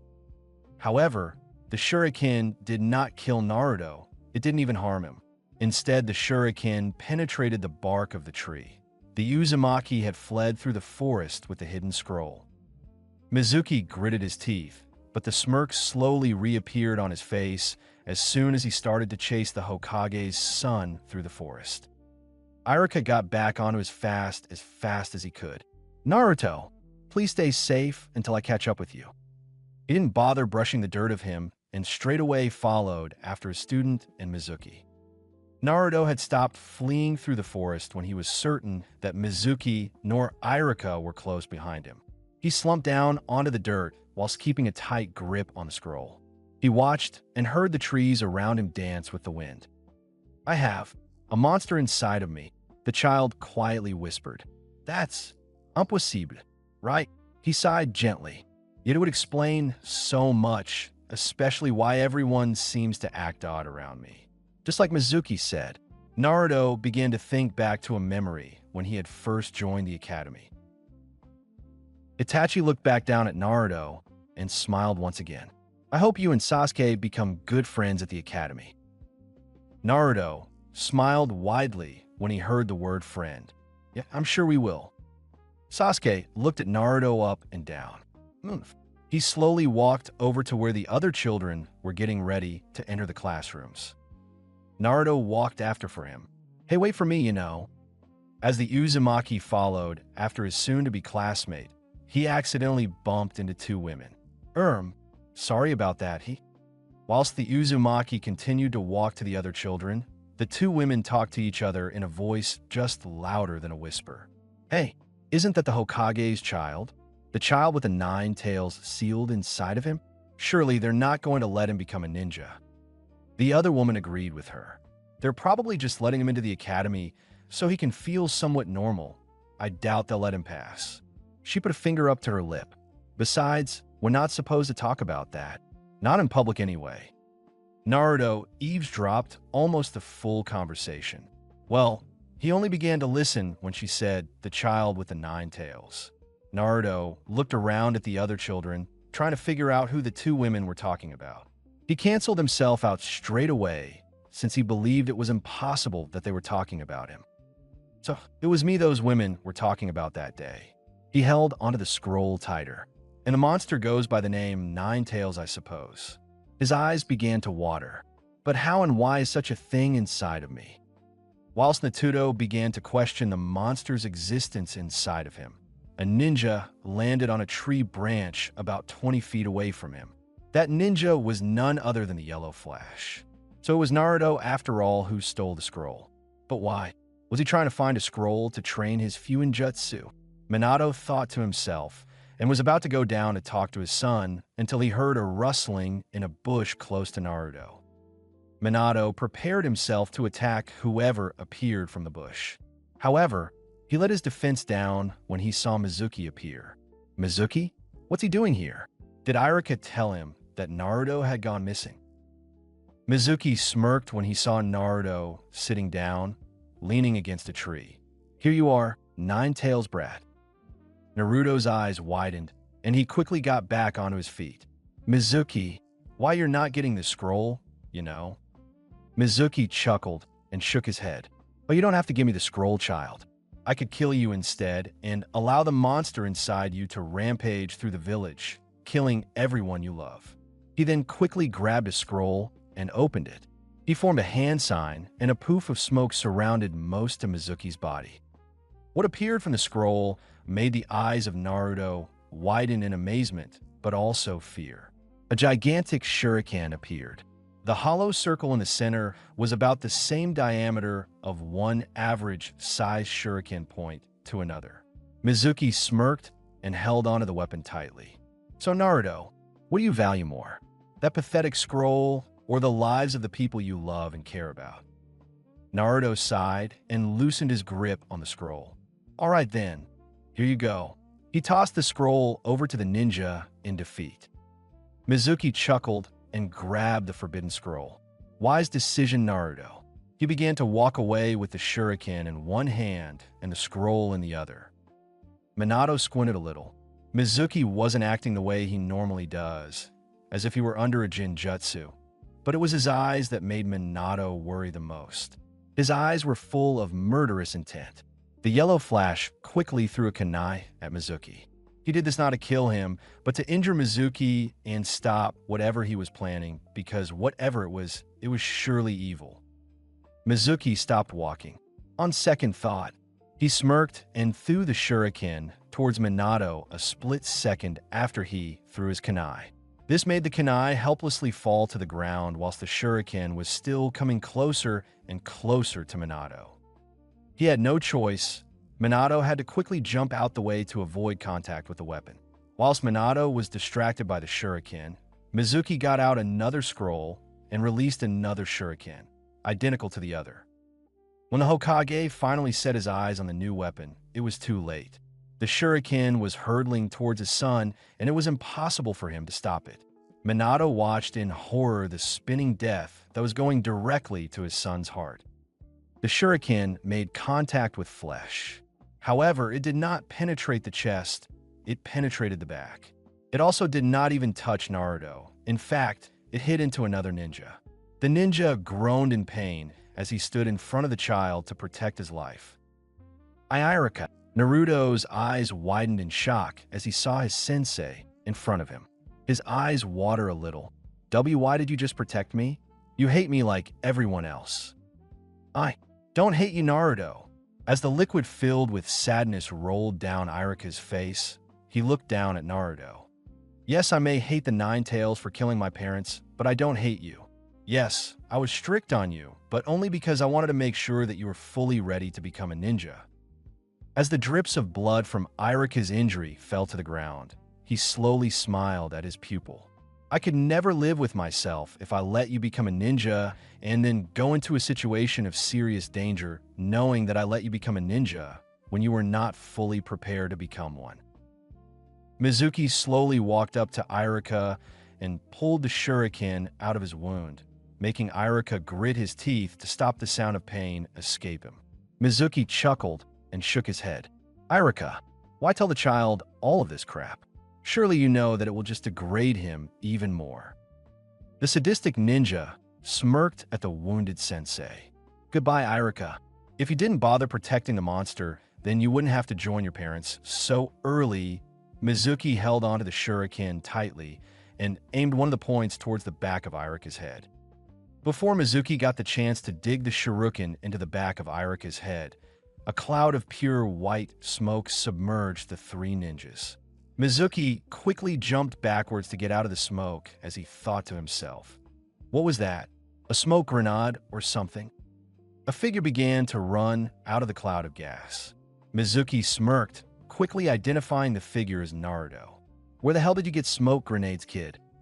He threw the shuriken into the smoke before the figure had the opportunity to reveal itself. As soon as the figure disappeared, another one appeared close to the one that had been attacked by the shuriken. "What? There's no way that my shuriken missed that brat." Naruto emerged from the smoke and hurled himself towards Mizuki. Mizuki laughed and kicked the child in the stomach, making him fall back a few yards. "Did you really think that you could defeat me with a pathetic punch?" As Naruto hit against a tree from the force of the kick, he disappeared into a cloud of smoke. Before Mizuki had the chance to react, he noticed the smoke had disappeared from where Iruka was at. Iruka looked around in amazement and shock. "Naruto, how did you dash?" Minato stopped himself from going to attack Mizuki when he saw what had been uncovered from the smoke. Naruto, he stood on a branch, waiting to see what would happen next, and if he'd need to join in. There was about 30 identical clones of the Uzumaki now surrounding Mizuki. Mizuki gulped and gritted his teeth. "What did that brat get so good at Jinjutsu?" The original Naruto smirked. "Oh, I'm terrible at Jinjutsu. This is ninjutsu. It's called a multiple shadow clone jutsu." He looked at Iruka. "I hope that 30 is enough to pass the final exam. And if you don't believe that this is just an illusion, I'll prove to you that they're all real clones." Mizuki's eyes widened in shock as he watched all the clones run at him. "Ofu." The puppet master of the Rouge Ninja group slowly opened his eyes from his concentrated state. Something's not right. The masked ninja was standing close to the puppet master. He looked down at him and frowned gently. "What is wrong, Sasori?" The puppet master, Sasori, looked up at his leader. "My spy should be done with his task by now and sending us the information about the leaf, however. I've seen that he has gotten himself into some trouble." One of the swordsmen chuckled. "Well, maybe we should go over to the leaf and get the information ourselves." The Akatsuki does not do tasks such as this one without preparation in advance. Besides, it would take quite a while to travel all the way to the Leaf Village. The masked man crossed his arms. "How long do you think it'll be until we get the information, Sasori?" Sasori looked up at the leader of the organization. "I have no idea, but he better not take too long. I hate waiting." Whilst the shadow clones ran towards Mizuki, his eyes were rapidly moving from place to place since they were all coming from various angles. After about a minute of constant dodging and obliterating the clones that came close to him, Mizuki understood that time was his worst enemy in this battle. A jutsu with a huge range of damage or distracting would be his best bet of winning or escaping this battle. About 20 still left. Mizuki made this mental note after quickly scanning his view for how many shadow clones were left. "I haven't got enough time between each of them attacking for me to perform a jutsu of usefulness." Mizuki grabbed hold of a shadow clone that attempted to attack him and hurled him towards a tree. I guess I'll have to use what he gave me." Mizuki grabbed hold of one of the 3 spherical objects in his pouch, however. In his hastiness, he dropped one of the objects. "Great. Now, I only have 2 chances of diversions left." Mizuki began to run in the opposite direction of Naruto, the clones and Iruka, to give himself some time to create the diversion. He forcefully threw the object down onto the ground, and it exploded into a thick cloud of purple gas. Minato saw the smoke from the branch of the tree. His eyes slowly narrowed. "Purple smoke? Is it possible that it's—" "No." He quickly jumped down toward the newly emerged gas. Naruto and his clones were running straight to the cloud of gas. "You can't hide in that gas, Mizuki. One will find you." He was about to make contact with the purple substance before he heard something hit the ground and a flash of light grabbed hold of him. The Uzumaki was carried over to Iruka. "What the hell are you doing here?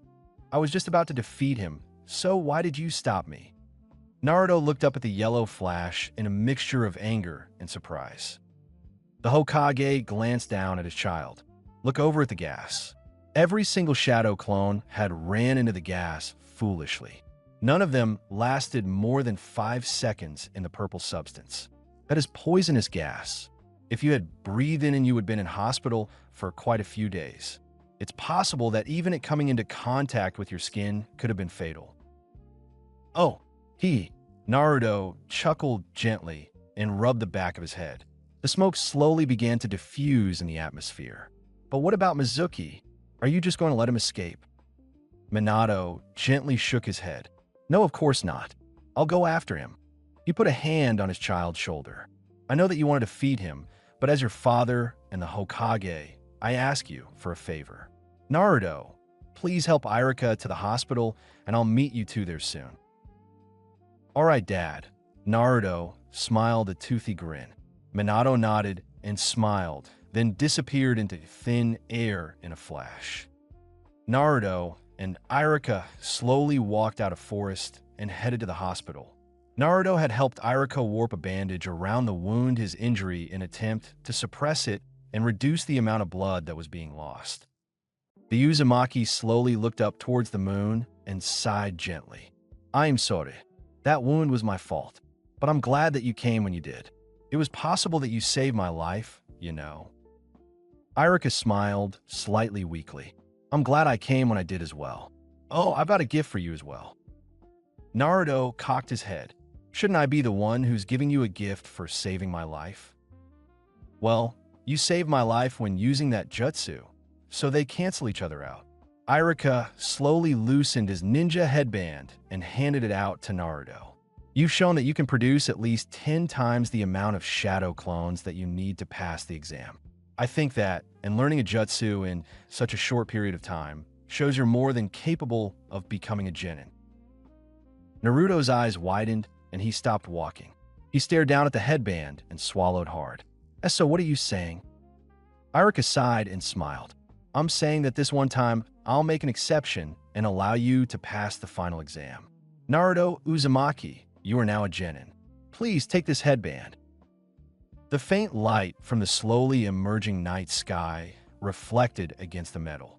Naruto smiled widely and slowly took the headband and held it close to him as the two of them walked through the doors of the hospital. Mizuki hid behind a tree and gritted his teeth. Crap, out of all the ninja that I had to attack by, it had to be the Yellow Flash. At this point, I won't be able to send the information back to Dash. His thoughts were brought to a halt when he sensed Minato's presence once again.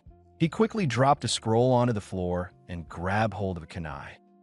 Minato suddenly jumped towards Mizuki from behind where he was hiding and hit his kunai against Mizuki's with so much force that Mizuki was unable to keep hold of his own. He's not acting the way he usually does. Minato thought to himself. His reaction speed is never this fast, and his attitude contrasts with what it's normally like. Is it possible that he's under some jinjutsu? Whatever had happened to Mizuki, Minato couldn't take any more time trying to figure it out. He began to use a set of hand signs for a Fuinjutsu technique. Mizuki watched the hand signs in confusion and was ready to counterattack at any second. What jutsu are you, Perfo? Silence suddenly filled the forest, and then the sound of birds flying away to a new destination filled the sky. Naruto, what were you thinking?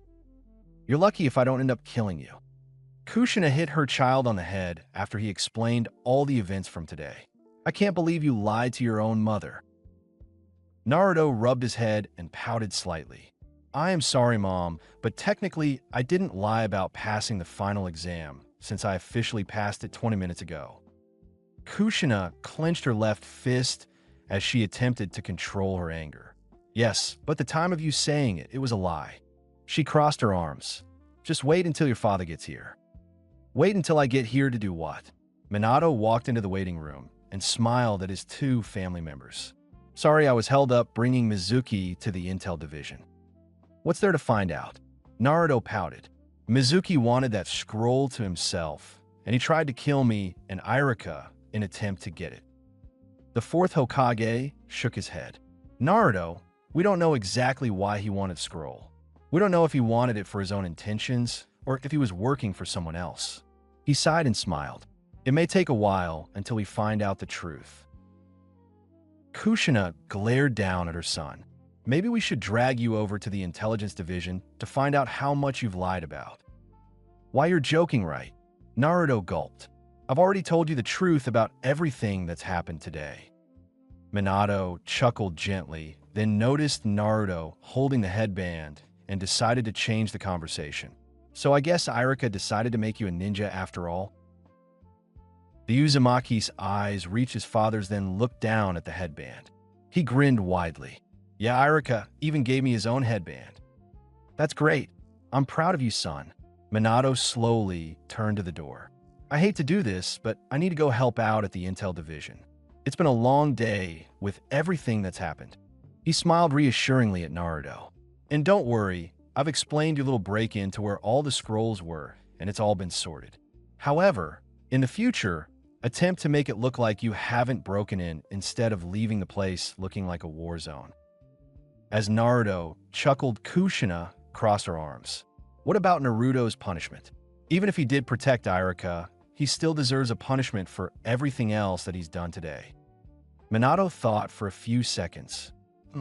I don't think he should be punished for what happened in the forest earlier. However, Minato looked over at his child. For lying to your mother and your poor attempt of secretly stealing information. I've got the perfect punishment for that in a couple of days. Before Kushina could ask what he was talking about, he was gone in a flash. She sighed gently. Well, I guess if your father has everything sorted, we should start to head home before it gets too dark. Naruto gently nodded. All right then, let's go eat. And with that, the mother and child walked home. Minato walked into the intelligence decisions room that was 2 floors underground the hospital. Mizuki was sitting down on the floor, passed out. He had seals around his arms and legs, restraining him from movement and using any chakra. As Minato stepped foot in the brightly lit room, the ninja inside looked at him in defeat. One of them walked over to him. Lord Hokage, Mizuki's mind is filled with seals that are blocking our way to search through his memories. So it's almost certain that he was under the influence of another ninja, or, very unlikely, he put the seals in his mind himself. The ninja glanced over at Mizuki. However, seals of this level are close to impossible for ninjas to perform on themselves. Minato sighed. I was afraid that this would happen. He shook his head and smiled slightly. Hopefully, Inoichi Yamanaka can extract even the slightest part of information from Mizuki's mind. After a few more minutes, Inoichi Yamanaka arrived in the room where they were trying to extract information from Mizuki. Inoichi was one of the most skilled ninjas when it came to extracting information from ninja's mind. Since he was from the Yamanaka clan, he was especially talented in controlling people's minds to do what was best for the given task. Inoichi walked over to the unconscious ninja and sat cross-legged close to him. He put his hand on the ninja's forehead and began to search his mind. Everyone watched in silence as the skilled ninja tried his best to find any information that he could. After countless minutes of unsuccessful attempts of finding the smallest amounts of information, Inoichi stumbled upon a hazy memory.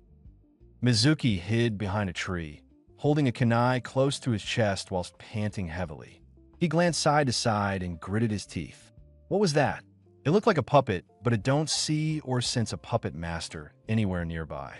And yet, the puppet was using a puppet. Before Mizuki could think any more about the troublesome situation he was in, a scorpion tail-like object stabbed into his left side. He attempted to shout out in pain, but was only able to cough up blood. He fell to the ground and closed his eyes as tight as he could in pain and also in frustration with himself. The heat from the sun heated the dry ground whilst Mizuki struggled to control his muscles, as if he were paralyzed. The owner of the weapon that caused damage to him slowly walked over to the wounded ninja. Mizuki saw a puppet-like creature coming closer and closer to him. Who the hell, or what the hell are you? The puppet-like creature chuckled in a low-pitched tone. My identity is not necessary. I see the poison has already began to work its way through your blood. He glared down at the ninja he had just injured. You should be honored to have lasted this long. Mizuki's eyes widened in shock whilst he lay on the ground, completely defenseless. Poison? What poison? You never injected anything into me. The scorpion tail slowly moved in front of the puppet-like creature. Only now did Mizuki notice a purple liquid dripping from the tip of the tail. You see, all my weapons are coated in poison. I only need to hit you once with any of them for my poison to have a critical effect on you, or any ninja. The creature sighed, as if he was frustrated. However, I work with the Akatsuki, and we need ninja to use to leak information to us from as many villages as we can from the 5 great nations. So lucky for you, your pathetic life will be spared for a little while after I give you the antidote. He slowly smirked, pleased to see that his poison had been so effective. But surely you noticed that I was playing with you the whole time? I had to test out my new puppet to see if I had enhanced it correctly. After this sentence, the memory becomes corrupted and can no longer be seen or heard by Inoichi. He slowly opened his eyes and stood up. He rushed over to the table in a corner of the room. Inoichi, is everything all right? Minato began to walk over to the ninja before he put a hand up as if to ask for no one to distract him whilst he wrote something on a piece of paper. After several minutes, Inoichi passed the piece of paper to Minato. At the top it said the word Akatsuki. Below the title, there was a diagram of what looked like a puppet. The puppet was labeled with one thing reading, scorpion-like tail coated with a deadly poison. There wasn't much of the memory, so everything that's on that piece of paper is what I found out about what happened to Mizuki. Inoichi sighed as he rethought everything he just heard and saw. It would seem whoever or whatever that puppet-like creature is was the one who put Mizuki under a Jinjutsu. The reason for this seems to be because the Akatsuki needed to use ninja from different villages to leak information to it or them, or whatever the Akatsuki is. So, I guess one way of putting it as a puppet is using puppets for infiltrating information from villages.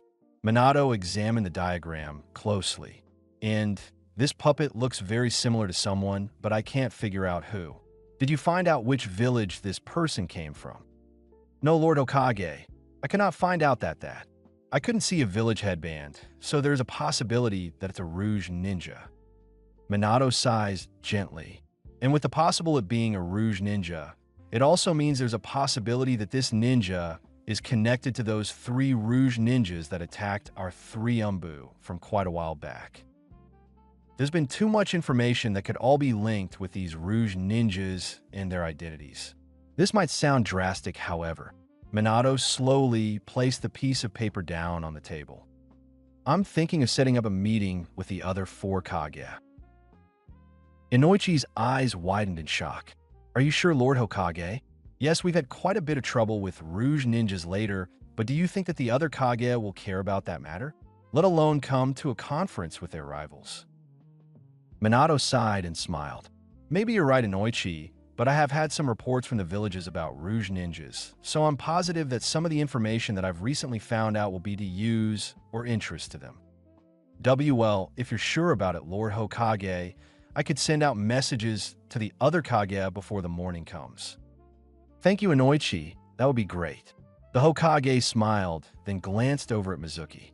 Now, I suggest that we bring Mizuki up to the hospital, but keep him restrained until we've made sure he's in control of his own mind again. All the ninja in the room agree with Minato and carefully bring Mizuki up to the hospital and into a room. As soon as Mizuki had been captured and restrained, Satori could sense it. It would seem that the Hokage has caught one of my puppets. Our information about the leaf will no longer be coming into us, at least for now. The masked man shook his head. It was inevitable. Of course, the 4th Hokage would spot anyone that was acting strange. One of the swordsmen chuckled. You should have let us, 2 of the 7 great swordsmen, went into the leaf and attacked our way to the information. Not even you 2 would have a chance to get information by starting a war with a whole village. The Leaf Village is large in number and has many unique clans. Sasori glanced up at the 3 ninja. However, I do have some good news. Sasori grinned underneath his puppet.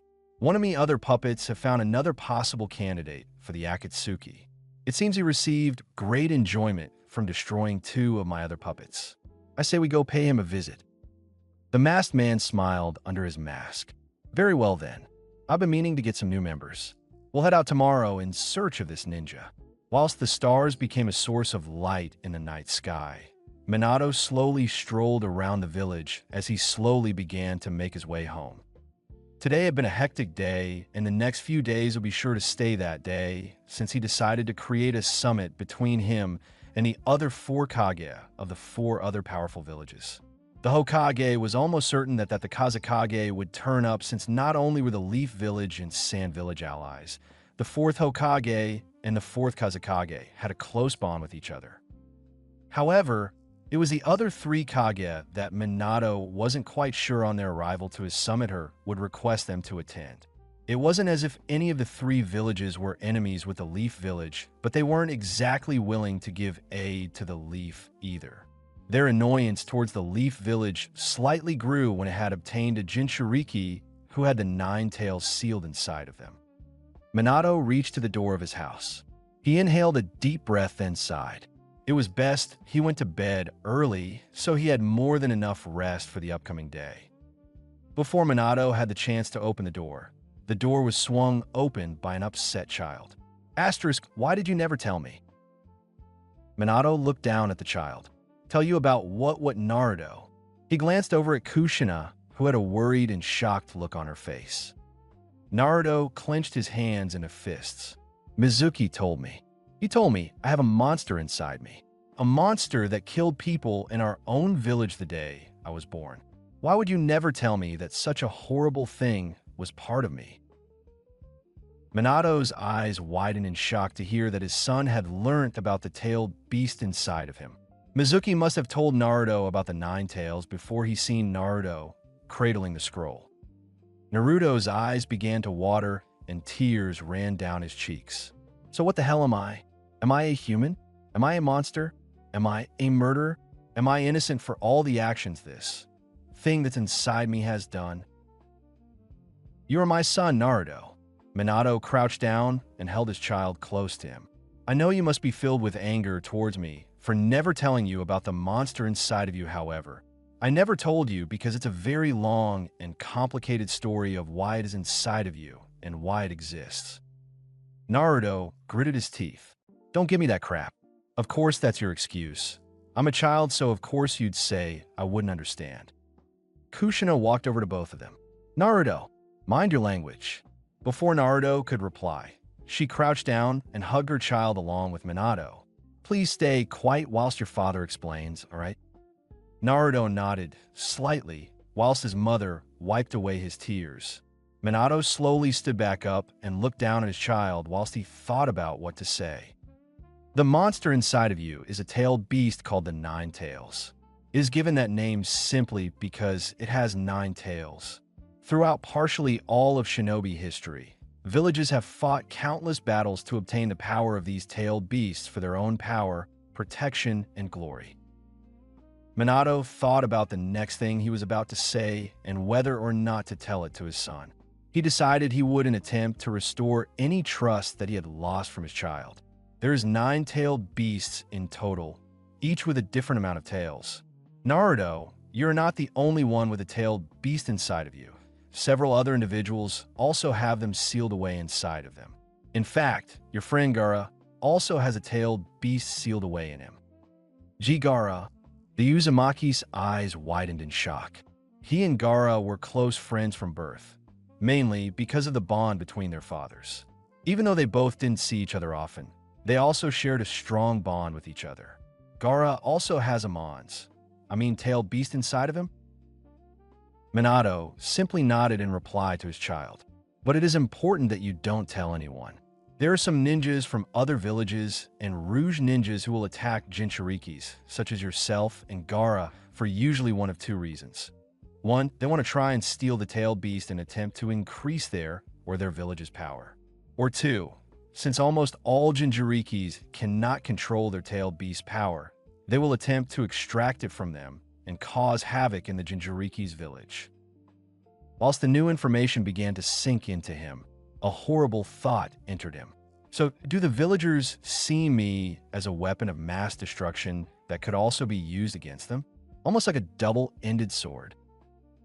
I will not lie. Some villagers think exactly that, and I cannot blame them. They've seen the destruction of the 9 tails firsthand. However, Minato looked at both Kushina and Naruto. I do believe that you, Naruto, will one day be able to control the Nine Tails power one day, alongside your mother. What? Why would I control it with Mom? It's not like she has the Nine Tails inside her as well. Naruto looked at his father and mother in total confusion. All this information was difficult to take in, but now his father wasn't making any sense. Minato slowly sat down. Maybe telling you about how the Nine Tails is inside of you will help explain that. He looked up at the ceiling before he began to explain what happened the day Naruto was born. Put our child down. He has no reason to be involved in whatever this is. Minato gritted his teeth as he looked over a masked man who was wearing a cloak that hid all his body. He glanced down at Kushina as he saw her face grow with fear for her child. The masked man chuckled gently. Oh, but you see, I need this child right now for my plan to succeed. He smirked under his mask. Now, let's see the reason why you were given the nickname the Yellow Flash. He tossed the newborn baby, Naruto, into the air and held a kunai in his right hand. Naruto! Minato moved in a flash, grabbing Naruto in midair before he had a chance for gravity to pull him back down. He glared over at the masked man. The chuckle from the masked man filled the room once again. Impressive, Hokage. How about you show me how fast you can escape your next obstacle? After a split second of this sentence being said, Minato noticed paper bombs on the back of the blanket that was around Naruto. Minato didn't hesitate. He quickly unwrapped the blanket off the child and threw it towards the exit.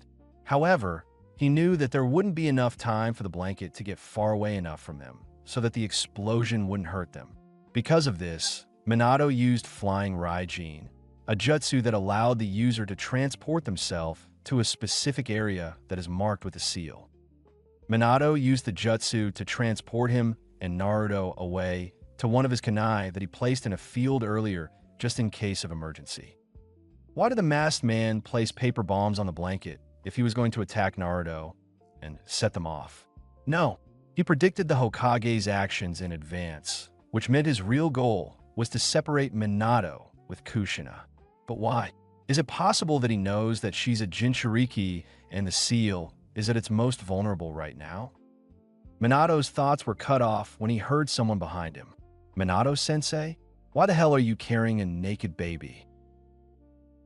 Obito? What are you doing here? He shook his head, knowing the answer would be because he was training. That doesn't matter. Please take my son to the hospital then inform the third Hokage or someone high up to begin evacuating the village. Before Obito had the chance to ask Minato any questions about his sudden requests, he was given a newborn baby and Minato was gone in a bright yellow flash. Obito gulped and began to run the hospital as carefully as he could. He knew that Minato was serious about all his requests since he saw one thing he had only seen once in his sensei's face before: fear. Minato reappeared in the room where Kushina had just given birth to their son. He gritted his teeth as he noticed that the masked man and Kushina were no longer there. Crap! Minato hit his fist against the wall. He sighed in annoyance of himself. All right, calm down, Minato. Surely both of them couldn't be out of the village yet, unless he can use a transportation jutsu, but let's not think about that for now. Minato slowly sat down on the floor with his legs crossed. He began to attempt to sense the presence of the Nine Tails chakra, since it should be the easiest to find because of its large amount. Even though he had began to train with Jiraiya once again just over a year ago, his time was mostly spent on paperwork and mission assignments, his duties as the Hokage, and recently he had spent all his free time with Kushina in her late stages of pregnancy. Never had Minato wished more than now that he had started learning Sage Jutsu with Jiraiya much earlier, because if he had, he may have been able to successfully sense the whereabouts of the Nine Tails chakra. Just as Minato had began to fully focus, his concentration was shattered from a large explosion-like sound from quite a distance away. That has to be them. Minato quickly got up on his feet and rushed outside. He came to a sudden halt when his face filled with fear when he saw the owner of the explosion sound. Kakashi, come on, just one more round, and then we'll call it a day. Guy was pleading Kakashi whilst he tagged along with him in Rin. The white-haired teenager came to a halt and crossed his arms. "See that guy?" He pointed up to the moon in the dark sky. "To me, that signifies that the end of the day has already passed, so stop pestering me and go home." Rin giggled awkwardly and rubbed the back of her neck. "Kakashi, how about you just play a simple game of rock, paper, scissors, and then this whole fuss will all be OV dash." Rin stopped in the middle of her sentence when something at the edge of her vision caught her eye. Obito. Kakashi's visible eye widened when he saw the situation the Uchiha was in. "Oh, for foo dash.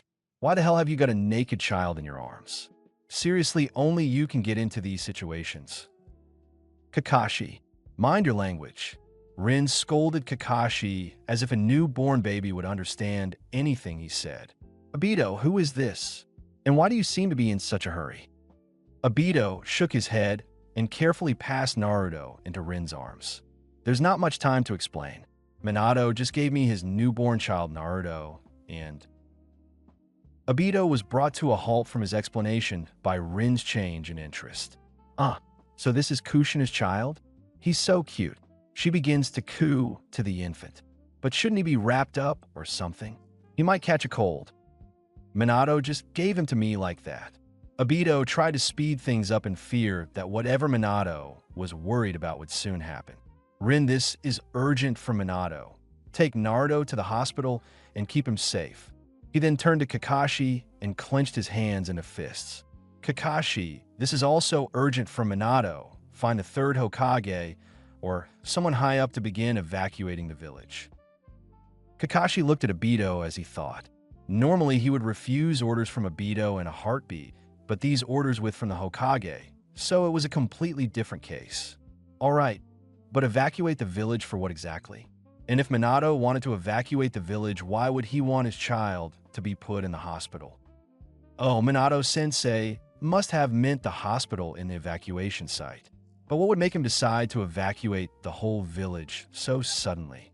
Rin tilted her head whilst looking at Obito.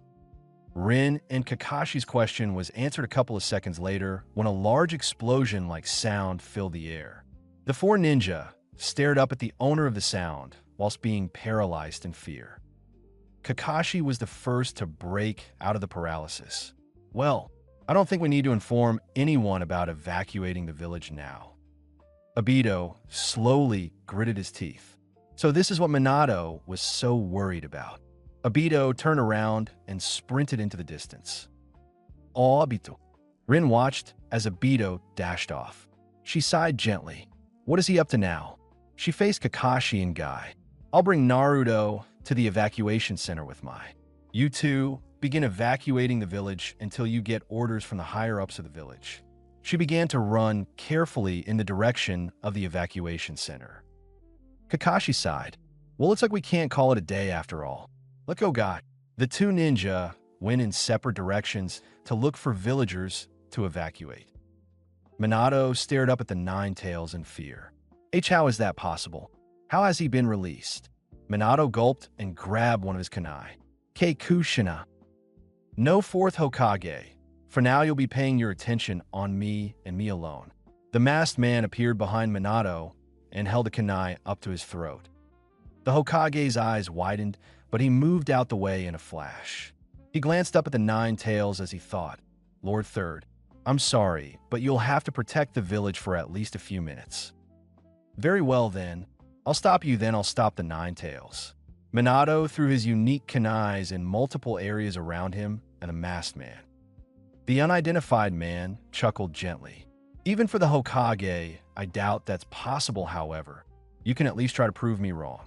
He threw a few shuriken that were hidden under his sleeves, then ran towards Minato. Rin eventually arrived at the evacuation site. She tried her best to calm down the newborn child, but found it very difficult. "Come on, Naruto. There's no need to be scared. Maybe he's just hungry." A shinobi walked over to Rin and handed her a bottle. Rin slowly brought her eyes up to look at the shinobi. "Itachi, I'm glad to see that you and Sasuke are safe." Itachi gave a slight smile to Rin. He was holding Sasuke close to him in his arms to protect him as best he could. "I could say the same thing about you, and..." "His name is Naruto. He's Minato Sensei's son. Rin accepted he bottled from Itachi and tried her best to feed the baby. The Hokage's child? Of course, he must be fighting the Nine Tails. Itachi sighed gently and rocked Sasuke back and forth. Rin nodded gently. Yeah, I hope he and Kushina will be alright out there. I'm sure they'll be both more than capable to stay safe. Itachi replied to try and reassure Rin, even though he had heard stories about what happened to a tailed beast host when it is extracted from them. Minato clashed kunai with the masked man once more for what felt like the 100th time. He glared at the man in front of him once more. He's fast. I would try to end this with a Rasengan, but is much too quick for that unless. Minato grabbed one of his kunai and began to form the Rasengan in his right palm. When he had finished forming the ball of chakra, he ran head-on to the masked man. I see. That's your unique jutsu's the Rasengan. However, with such a slow attack, you could never hope to even scratch me. The masked man easily dodged Minato's attack by moving to the side. Minato smirked as he predicted the masked man's move. He threw his kunai just above where the man was standing. The masked man chuckled. The Hokage's moves were all too predictable. He moved quickly, so he was no longer in line with the kunai in the air. He stood facing up at the kunai, ready to attack Minato as soon as he appeared. However, Minato did not appear from the kunai in the air. Instead, he attacked the masked man from behind with his Rasengan, which made him hurl into trees nearby. A bone-shattering noise came from a man who lucky had his mask hit against the tree instead of the back of his head. Of course, the kunai he threw in the air was just a diversion, so I'd forget about the other kunai he had already scattered around the place. I can't believe I was fooled by such a simple trick. Even though anger was flowing through the masked man's mind, he let out a satisfied chuckle. What would seem I have wasted some of your precious time and chakra that could have used on stopping the Nine Tails. Good luck, fourth Hokage. The masked man disappeared almost as fast as Minato was able to if he wanted to escape. The vibrations of aggressiveness went up a 3 as Minato slammed his fist against it. He wanted to go after the masked man for being so cowardly and fleeing in the middle of the battle, however. He had much larger issues to be concerned about. Minato looked back up at the Nine Tails and his eyes widened. He's in the village now. Obito, I hope you were able to get Naruto and everyone else to safety. Now Minato had to decide to find Kushina first or go after the tailed beast. Minato decided in a split second and quickly began to search the area for Kushina. He knew that without finding her, she'd surely die if he didn't seal the Nine Tails back inside of her, and he was sure that the third Hokage could manage defending the village for a little while longer. After Guy had evacuated all the ninja he could find, he noticed Kakashi and ran over to him. How many people did you evacuate? I evacuated a total of 61. Kakashi sighed and glared at Guy slightly. Seriously? You're trying to continue this stupid rivalry competition at a time like this? He rolled his eyes and crossed his arms. And just over 70. No, I was just curious, that's all. But since you brought our rivalry into this, we're both tied at 25 now. Guy grinned slightly, then slowly looked up at the Nine Tails with Kakashi. What are you two doing here? You two should be in the evacuation center where it's safe. Kakashi and Guy turned around and saw the head of the Uchiha clan disciplining them. But sir, I'm a Jonin, so I'm more than capable to take part in this situation. Kakashi stared to get annoyed that someone once again assumed his rank because of his age. Oh, Kakashi, sorry, I didn't realize that it was you.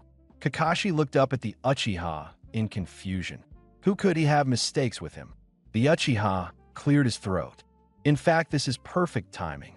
Obito wanted to search for Kushina A&S Minato, but we refused since he is still only a genin. He wanted to go with this person. A man slowly walked up to the head of the Uchiha clan and smiled down at Kakashi. Both Kakashi and Guy's eyes widened in shock when they saw the man. Why you're... The Uchiha nodded gently, as they all knew the person who was standing next to him.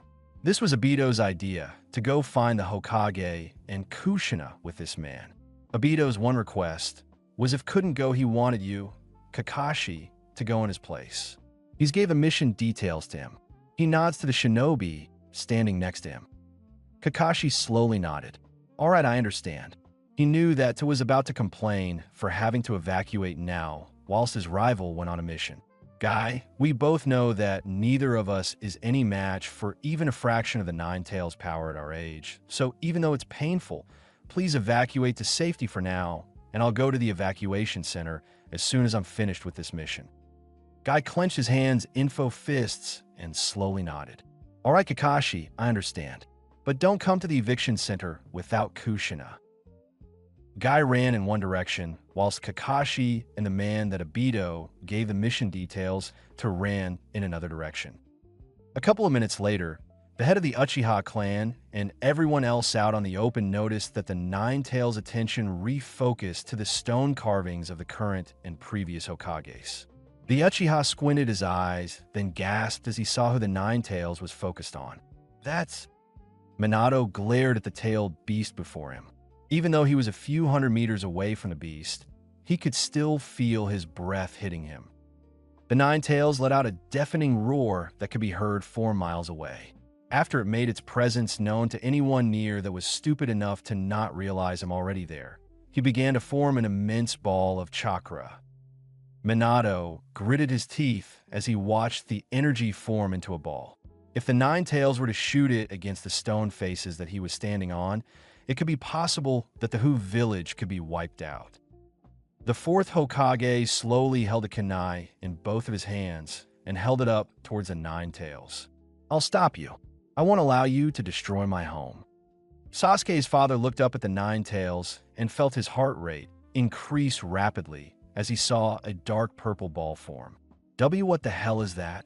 It looks similar to the Hokage's Rasengan, but about 100 times larger. Guy had just reached the evacuation center when he noticed a large object form in the air. His eyes widened in shock and fear. Did the Nine Tails create that? Who else could have? The fourth Hokage slowly held a kunai in both of his hands and held it up towards the Nine Tails. I'll stop you. I won't allow you to destroy my home. The tailed beast growled, then swallowed the insane amount of energy that he collected into a ball. After a few seconds, the Nine Tails fired the ball of energy towards Minato at the speed of sound. Minato knew how the Kyuubi would attack before he even did. The ball of energy stopped, half an inch away from Minato's kunai knife. The energy began to look like it was being sucked into the kunai knife, as if Minato was trying to seal away an incredible amount of physical energy. The head of the Uchiha clan gasped as he watched the ball of destruction slowly shrink into the kunai. Is he trying to seal away such a large object? Even with his skill in Fuinjutsu, he'll surely be killed from a loss of chakra. Minato smirked gently when there was no longer a purple sphere. He glanced behind him just seconds before the aftershocks of an enormous explosion occurred miles away from the village. Such destruction. I wish I could have sealed it away instead, but Minato looked back over to the Nine Tails. I'm afraid I'd have reserved my chakra to seal away you instead. He then disappeared again in a flash. Before the Nine Tails could react to Minato's sudden disappearance, he was pushed down against the growing by the third Hokage with Enma. Quick, we must restrain the Nine Tails for Lord Fourth to begin sealing the beast away. The third Hokage commanded the other ninja with him. Even though he was retired, he would still fight in battles that were urgent, and he still held some power over the ninja of the village. The third Hokage was about to attack the Tails beats again when suddenly Minato appeared in the air on top of a huge toad named Gamabunta.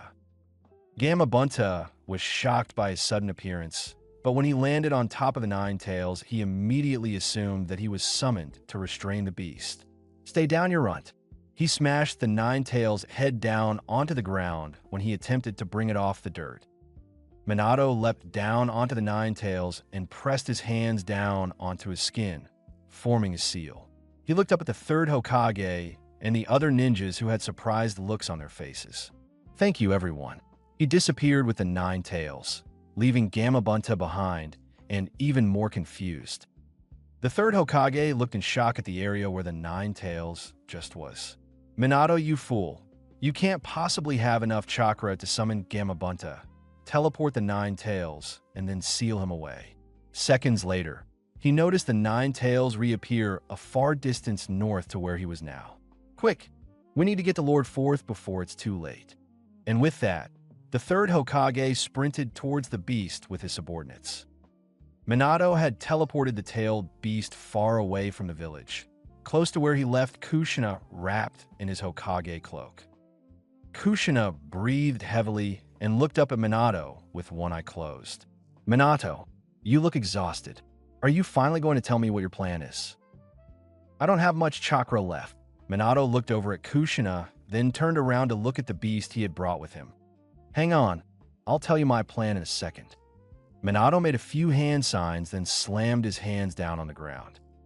Rin had managed to get Naruto to finally fall asleep when the amount of sound decreased outside. I can't hear the Nine Tails anymore. Do you think Minato-sensei managed to seal him away? Hopefully he has. Itachi sighed gently, hoping that a tailed beast could be resealed into a Jinchuriki to prevent them from dying. And if not, I'm sure he's in the process of doing so. Rin smiled gently and nodded.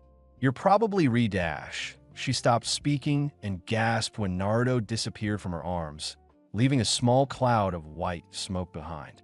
What just happened? Where did Naruto go? Itachi also looked surprised at the sudden disappearance of a child. I think that was the Hokage's teleportation jutsu. So, I guess it's safe to say that Minato and Kushina are okay and want to resume their time with their child. Rin sighed gently, then slowly lowered her empty arms. Well, they could have at least came here in person to collect Naruto. I almost had a heart attack. Itachi smiled slightly, then looked up to the ceiling, hoping his prediction of the Hokage being all right was true. As soon as Minato slammed his hands down on the ground, Naruto appeared several feet away from him, wrapped in a blanket on top of a stone slab. Kushina's eyes widened in fear as she saw her child. Minato, what the hell are you doing? Why have you brought Naruto so close to danger? Minato slowly looked up at Kushina. I don't have enough chakra to seal the Nine Tails away in you. If I were able to seal half of it away in you, then it's possible that you would survive, but I don't even have enough chakra for that. His eyes slowly began to water. Since Naruto is smaller, it'll take less chakra to seal the Nine Tails inside of him. I should have enough to seal half away in him.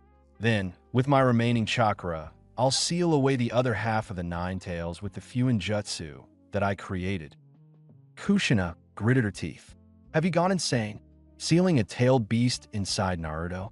He has no right to suffer such a heavy burden and the consequences of light with such a vicious thing inside of him. Kushina, I'm sealing half inside of Naruto because I truly believe he'll be able to control the Nine Tails. Minato sighed.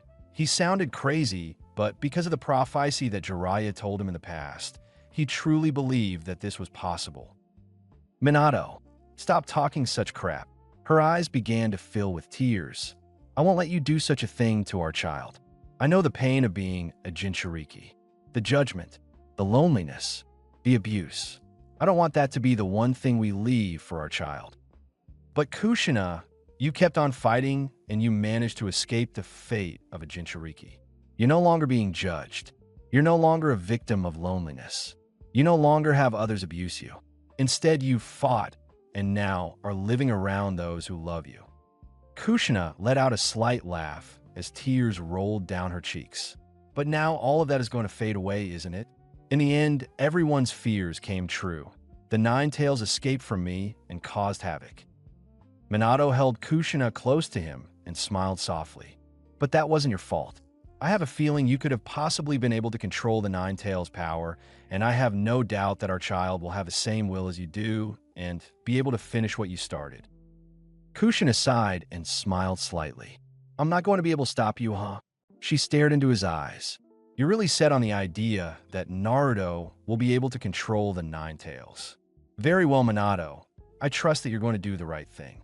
Besides, if I argue anymore, then I'd just be wasting time that you could be using to seal away the nine tails." Minato smiled gently and nodded. He turned back to face the nine tails. His eyes widened.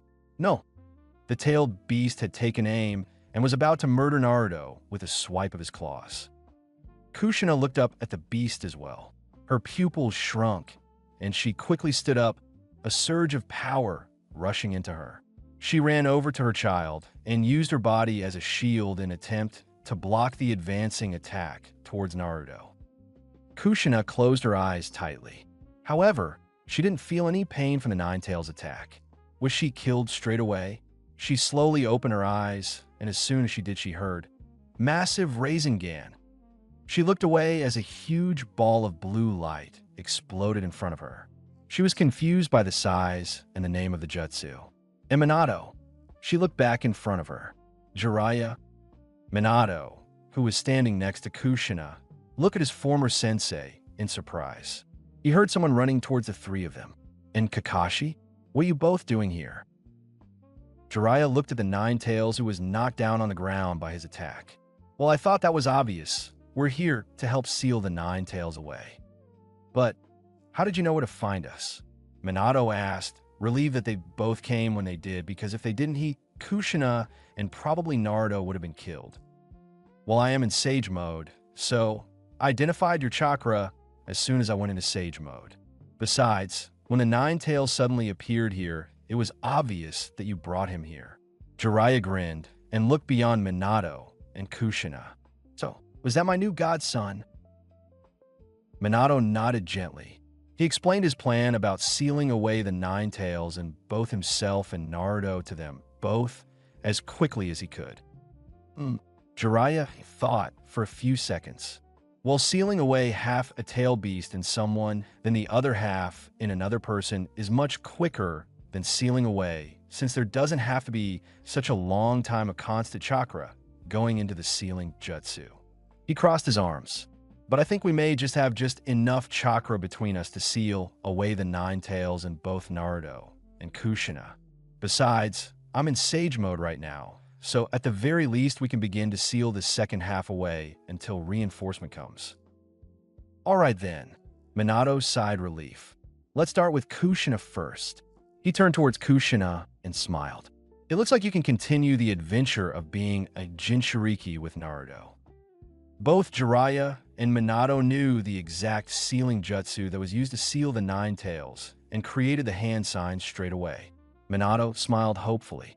"It seems that the seal is just opened, not destroyed, so we don't have to start from scratch. Instead, we just have to put half the Nine Tails back inside, then reinforce the seal."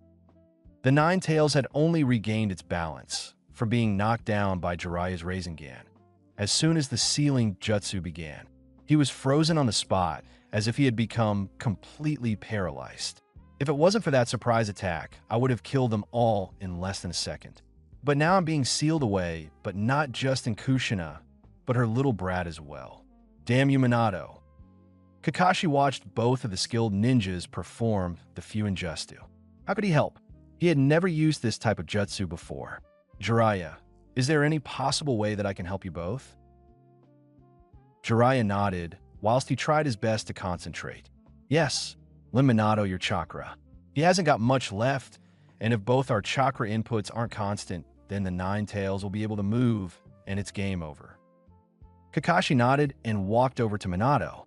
He placed his palms on top of Minato's hands and allowed his chakra to transfer into Minato's system. It took the three of them about 5 minutes to seal away half the Nine Tails back inside Kushina. Minato and Kakashi were both low on chakra, and Jiraiya's Sage mode had began to fade away. Even though the tail beast was half the size that he was 5 minutes ago, he was still a huge threat to the 5 people near him and the entire Leaf Village. Minato panted heavily. Now, to seal away the other half in Naruto. He looked at Kushina, then at his son. "Wait, Minato." Minato looked around and was shocked to see the third Hokage and several Umbu appear close to the Nine Tails. "Lord Third." Minato sighed relief. He shook his head. He could be grateful later. He quickly summarized to the third Hokage what he was about to do. Seal it away inside the child, huh? The third Hokage thought for a second. Well, it's your decision to do so, and I doubt we have much time to be arguing about it. You've taught me the sealing jutsu for the Nine Tails, so I'll help you with that. He glanced back at the Umbu. All right, four of you get ready to lend me, Jiraiya, and the fourth Hokage whilst the rest of you stay on guard and restrain the Nine Tails as it begins to move. The sealing of the other half of the Nine Tails began successfully, and with the third Hokage and Umbu ninjas, the sealing became a much easier task to complete. Minato slowly looked up at the ceiling as he finished his story. And so we managed to seal the other half of the Nine Tails inside of you. Afterwards, your mother spent quite a while in hospital since she had to recover from having such a large amount of chakra being extracted from her, then half of it being put back. But she slowly recovered. I mean, of course, Kushina would recover with help of her power, no matter the odds. Kakashi became an Umbu soon after the event, and Obito was promoted to Chunin for his quick thinking during the Nine Tails attack, which sounds great odd for Obito. Minato began to ramble on, but he quickly realized. But anyway, that is how and why the Nine Tails is sealed away inside of you. You may see Mai as the worst father in the world, but I still believe to this day that you can master the Nine Tails' power. The child slowly looked down to the floor. So, he swallowed hard. I was the reason that you and Mom almost died along with many other ninja. What? No, of course not. You aren't the Nine Tails Naruto. Kushina held Naruto close. That's not what I'm talking about. Naruto gently pushed his mother away.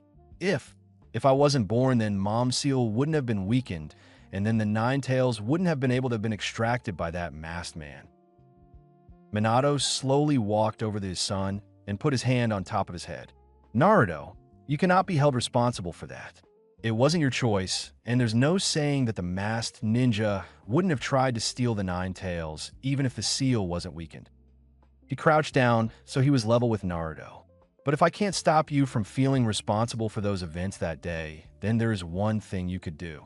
Make sure that nothing like that happens again. Naruto stared into his father's eyes with his own watery eyes. But how am I supposed to make sure it never happens again? Control the power within you. Keep hold of that power when someone threatens to take it away from you. Master that power so it becomes 1,000 times more difficult to steal. Minato slowly held his child close. It may sound impossible to control such a power within you, but your mind and Kushina's son, I'm sure that you and even your mother will one day make it impossible for that event to ever happen again. Kushina clenched her hands into fists and chuckled softly. What do you mean by, and even your mother? Do you have power expectations for me to master it?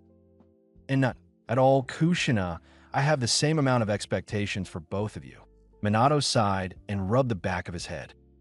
Naruto smiled slightly at both his parents and rubbed his eyes dry. I'm gonna go to bed now. Thanks, Mom. Thanks, Dad. A smirk slowly appeared on Kushina's face. Oh, and don't forget, I'm still going to punish you for lying today. Naruto gulped. All right. He rubbed the back of his head and quickly ran up to his room.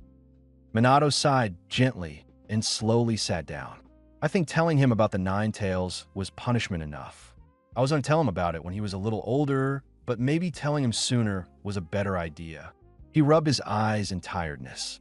I just wish it didn't happen at the same time I'm planning a Kage summit. A Kage summit? Kushina's eyes widened in shock. But why are you planning such a serious event? What's happened?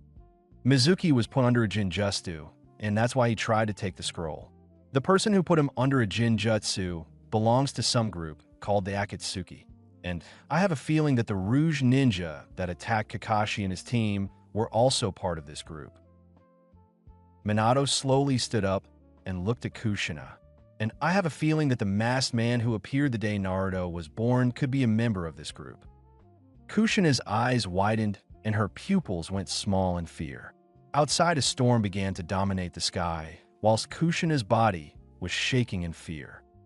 The weeks that came after Naruto learning the truth passed in what felt like an instant, and so did the change in weather. The summer warmth had disappeared, and the chill of autumn had taken the place. The trees had began to loose their leaves. It was the start of the end for many things. It was the end for such things as warm, long days, but more importantly, it was the end of the days in the academy for Naruto. Autumn also signified the end of something for Minato, the end of the waiting for his meeting with the Kage of the other four great nations. The first Monday of September was the date today and the date of the 5 Kage summit that Minato had set up. Difficult didn't even come close to how it was to convince the 4 other Kage to agree to meet up in one place. There seemed to be a rivalry between the Reikage and the Tsuchikage. Also, it seemed that the Kazekage and Mizukage weren't very fond of each other either. In fact, it seemed that the Hokage and Kazekage were the only ones out of the 5 that had even the slightest bond of friendship. Minato had told the other 4 Kage that this meeting would be important, and if the other Kage believed it wasn't, they would surely hate the Hokage and the Leaf Village more than they did already. Minato took a deep breath as he placed his hand on the handle that belonged to the door where the other 4 Kage were waiting for him. He turned the cold, metal handle and walked in the room. Sorry if I had to keep you all waiting. I had to collect some documents before coming here. Even though Minato was in fact early, he wanted to be as polite as he possibly could to the people who could start a war on his village in an instant if they felt like it. In the room was the 4th Kazekage, Raza, the 4th Reikage, A, the 3rd Tsuchikage, Inoki, and the 3rd Mizukage, Yagura. Each of them was to bring 2 shinobi along with them for protection. Minato had brought 2 Umbu with him whose identities were unknown to all except the Hokage. Minato slowly sat down in the spear seat. All 5 of them were sat at a circular table with their chosen shinobi either side of them. Thank you all for coming here to the Leaf Village. I've requested you all here today to discuss a matter that I see as becoming a larger threat to the shinobi world every day. And that threat is a group of Rouge Ninja called the Akatsuki. Minato looked at the 4 Kage and waited to see if any of them had anything to ask before continuing. The Mizukage cleared his throat before talking. Hokage, if this is the same group of Rouge Ninja that you proclaimed to have members of the 7 ninja swordsmen in their group, then my answer is still the same. The whereabouts of the 7 of them is unknown ever since the attack between them and one of your shinobi.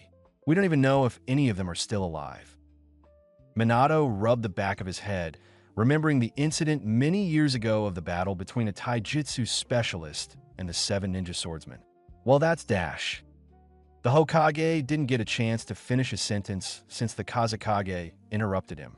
Wasn't it the swordsman who started that attack on 3 shinobi, then the battle turned to 7 against 1, when one shinobi sacrificed his life to defend the 3 of those ninja? If they're dead, then it's their fault for starting the battle, don't you think, Yagura? The Mizukage left. I twitched a little as the Kazekage addressed him by his first name. I never said who was to blame. I was only stating a fact. All right, Kazekage. The Kazekage smirked at the purple-eyed Kage, and I was stating a fact as well, Yagura. The Mizukage, I twitched again. He had only talked to the Kazekage for less than a minute, and he was already becoming extremely annoyed. Minato saw this and thought it was best to change the conversation without taking sides with either of them. That incident is long in the past, and we don't need to talk about it at this moment in time. Now, please, I would be very grateful if you could listen to the information I have collected to the last couple of months. The Hokage nodded to one of the Umbu, who then passed him a yellow folder. Minato slowly opened the folder to reveal a detailed, annotated diagram of the creature that attacked Mizuki. Now, this is a diagram of one of the ninjas that works for the Akatsuki. One of my shinobi was attacked and put under some kind of genjutsu by this ninja. He stopped talking for a couple of seconds. His objective for this seemed to be to collect information on the Leaf Village. Why are you referring to this thing as a ninja? It is clearly a puppet. The Reikage stated after looking at the diagram for less than 10 seconds. That's what I thought at first, Reikage. Minato turned the diagram to face the Reikage. But this creature didn't seem to be controlled by another ninja, and it seemed to have control of its own movements and thoughts. Also, it was controlling a puppet. I've never seen a puppet master control a puppet that is controlling another puppet. Anyway, moving on. This ninja was using quite a unique puppet. Minato wasn't sure if he should share the next piece of information so early in the meeting, but he assumed that if he did, then the other Kaguya would start to take him more seriously. He pulled another diagram out of the folder. The Kazekage's eyes widened in shock as the next diagram was revealed. And no, that's impossible. All 5 of the Kaguya looked down at the diagram. It was a puppet that had the title, Third Kazekage, and had an almost identical image to what the former Kazekage looked like, but in puppet form. Tsuchikage was the next one to talk. Well, it looks like the former Kazekage wasn't strong enough to fight off a mere Rouge puppet master. Raza was about to stand up and argue with the Tsuchikage's statement, but the Hokage stopped him before he could. With all due respect, Lord Tsuchikage, but the third Kazekage was known as one of the most powerful shinobi to become the Kazekage. So this is either an extremely powerful puppet master we're dealing with, or it's not actually the third Kazekage. Raza finished off Minato's sentence. Connections began to form in his mind, but he hoped that they would be false connections. Yes, of course it's not the third Kazekage. The puppet master was obviously using the former Kazekage's face to intimidate his victims. Said this confidentiality, surely there was no way that a mere puppet master could turn such a powerful shinobi into a puppet. Well, unfortunately, we couldn't obtain any information about the abilities that the puppet has, so I can't tell you if the puppet uses similar techniques to what the third Kazekage used. But it is possibly right. I don't know any ninja that uses dead shinobi's bodies as puppets, let alone any ninja that does, so that has gone rouge. The fourth Kazekage bit his tongue. It would seem that his fears really could be possible. There is one ninja that I know that did use dead shinobi as puppets. He went by the name of Sasori. Sasori of the Red Sand.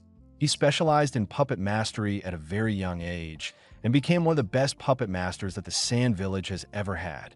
But he went rouge many, many years ago, and no one has ever heard of him since he has left the village. Minato's eyes widened a little, then he put his hands down on the table. Well, we can't cancel that possibility out yet. The third Mizukage leaned his head on top of the palm of his hand. So, if this shinobi of yours was under a Genjutsu, I guess you went through his memory to find out this information. So why don't you do the same thing with the 3 Umbu that you said were attacked by members of the 7 Ninja Swordsmen? Minato nodded gently. I've already tried that. However, all 3 of their memories were hazy. The Rouge Ninja were wearing hats and black robes. He pointed down at the diagram. Clothing that seemed to be the same as what this individual was wearing. The Tsuchikage squinted as he looked at the clothing in the diagram. I think it's almost certain that they belong to the same group. I doubt they could have identical clothes such as those by coincidence. So, you called this meeting to talk about a Rouge puppet user and some members of the Ninja Swordsmen who may or may not have formed a group, named the Akatsuki? Seems as if a meeting with the 4 other great nations was much too extreme for such a little problem. The Reikage crossed his arms and slowly closed his eyes. I called this meeting to warn you other Kaguya about this growing threat. I fear that this group could become larger since other Rouge ninjas may be influenced to join them since they have at least 3 powerful shinobi. Minato slowly stood up. I fear that other villages may have been attacked by this organization as well, and without our villages cooperating together, then this problem could become much too big. The Tsuchikage smirked slightly. Maybe these Rouge ninja are going after villages with weak defense systems. Did that cross your mind, Hokage? The Kazekage stood up from his seat and glared at the Tsuchikage. The Leaf Village has the 9 tails. I'm sure that such a village has strong, great power. The Mizukage rolled his eyes. He wasn't talking about power, he was talking about defense. He crossed his arms. Besides, isn't the word strong too big of a word for a village to throw around, which lost their former Kazekage to a mere puppet user? Raza clenched his fist. Don't get cock. We don't know that's the truth yet. The Mizukage ignored the Kazekage as something clicked in his mind. He glared at the Raikage. And what do you mean by the ninja swordsmen being a little problem? Their skills are probably better than any of the ninjas you have in your village. The Raikage looked up at the Jinchuriki Kage, then closed his eyes. They were elite shinobi in the past. That doesn't mean they're still elite now in the present. The Mizukage clenched his fists. Why you? He continued to glare at the Raikage. The Raikage slowly stood up. I think we should wrap this meeting up. I don't exactly want to start a war between villages right now. He turned towards the door and slowly walked out of the room. Minato sighed. Did the Raikage still have a grudge when he was proven not to be the fastest ninja alive by Minato? The Hokage slowly sat back down. Very well then. Thank you all for coming. Please at least take caution if you see any Rouge ninjas wearing those hats and robes. I doubt we'll have to be cautious about these. Rouge has been grouped similar in the past, and they all died away very quickly. The Tsuchikage exited the room soon after the Raikage. I'll send you any information I can find about the current whereabouts of the 7 ninja swordsmen. But it's not my top priority right now, so don't expect any information to come soon. Yagura waited a while before leaving the room, not wanting to bump into the other 2 Kage who had just left. When he left the room, he made sure not to make weak contact with the Kazekage. The sound of laughter filled the now almost empty room. I'm guessing that this meeting didn't go as you planned, Minato. The Kazekage grinned at the Hokage after the other 3 Kage had definitely left the building. Well, yeah, but they didn't seem too annoyed, so I guess that's a bonus. Minato rubbed the back of his head as he slowly smiled at his friend. Raza slowly leaned back on his chair. I suppose so. You should have collected more information or just made some facts up, then maybe they would have been more concerned. I know. I've been collecting as much information as I could for months. This meeting was a gamble that I shouldn't have took. Oh, but it wasn't a complete failure. You got 2 of the Kage to help you at least a little. Raza smiled slightly as he glanced out the large window. 2, but the Mizukage was the only one who. Minato's eyes slowly widened. You mean that you'll help as well, Raza? Of course I will. Besides, I couldn't not help after what you found out. Raza slowly looked down at the puppet version of the 3rd Kazekage. He gritted his teeth for a second. I need help to find out if that really is the 3rd Kazekage and who created that puppet. Minato nodded gently. I understand. He slowly stood up and held out his hand to Raza.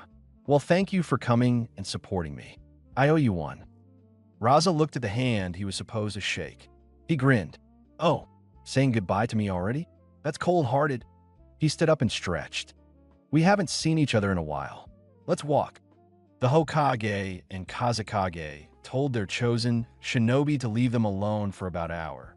Both of them walked through the Leaf Village together. They walked away from the busy center of the village and onto a path where leaves were hiding where the concrete ended and the grass began. So, your child has become a shinobi. Raza chuckled gently and winked.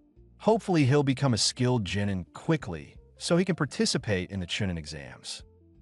Minato nodded and smiled at Raza. I have faith that he'll be able to participate in the next Chunin exams. And who knows, maybe both our sons will make it to the finals and face each other. They both walked onto a small bridge and looked down at the stream of water that passed underneath their feet. To some people, it'll be Jinchuriki versus Jinchuriki, but for most people, it'll be the Hokage's son versus the Kazekage's son.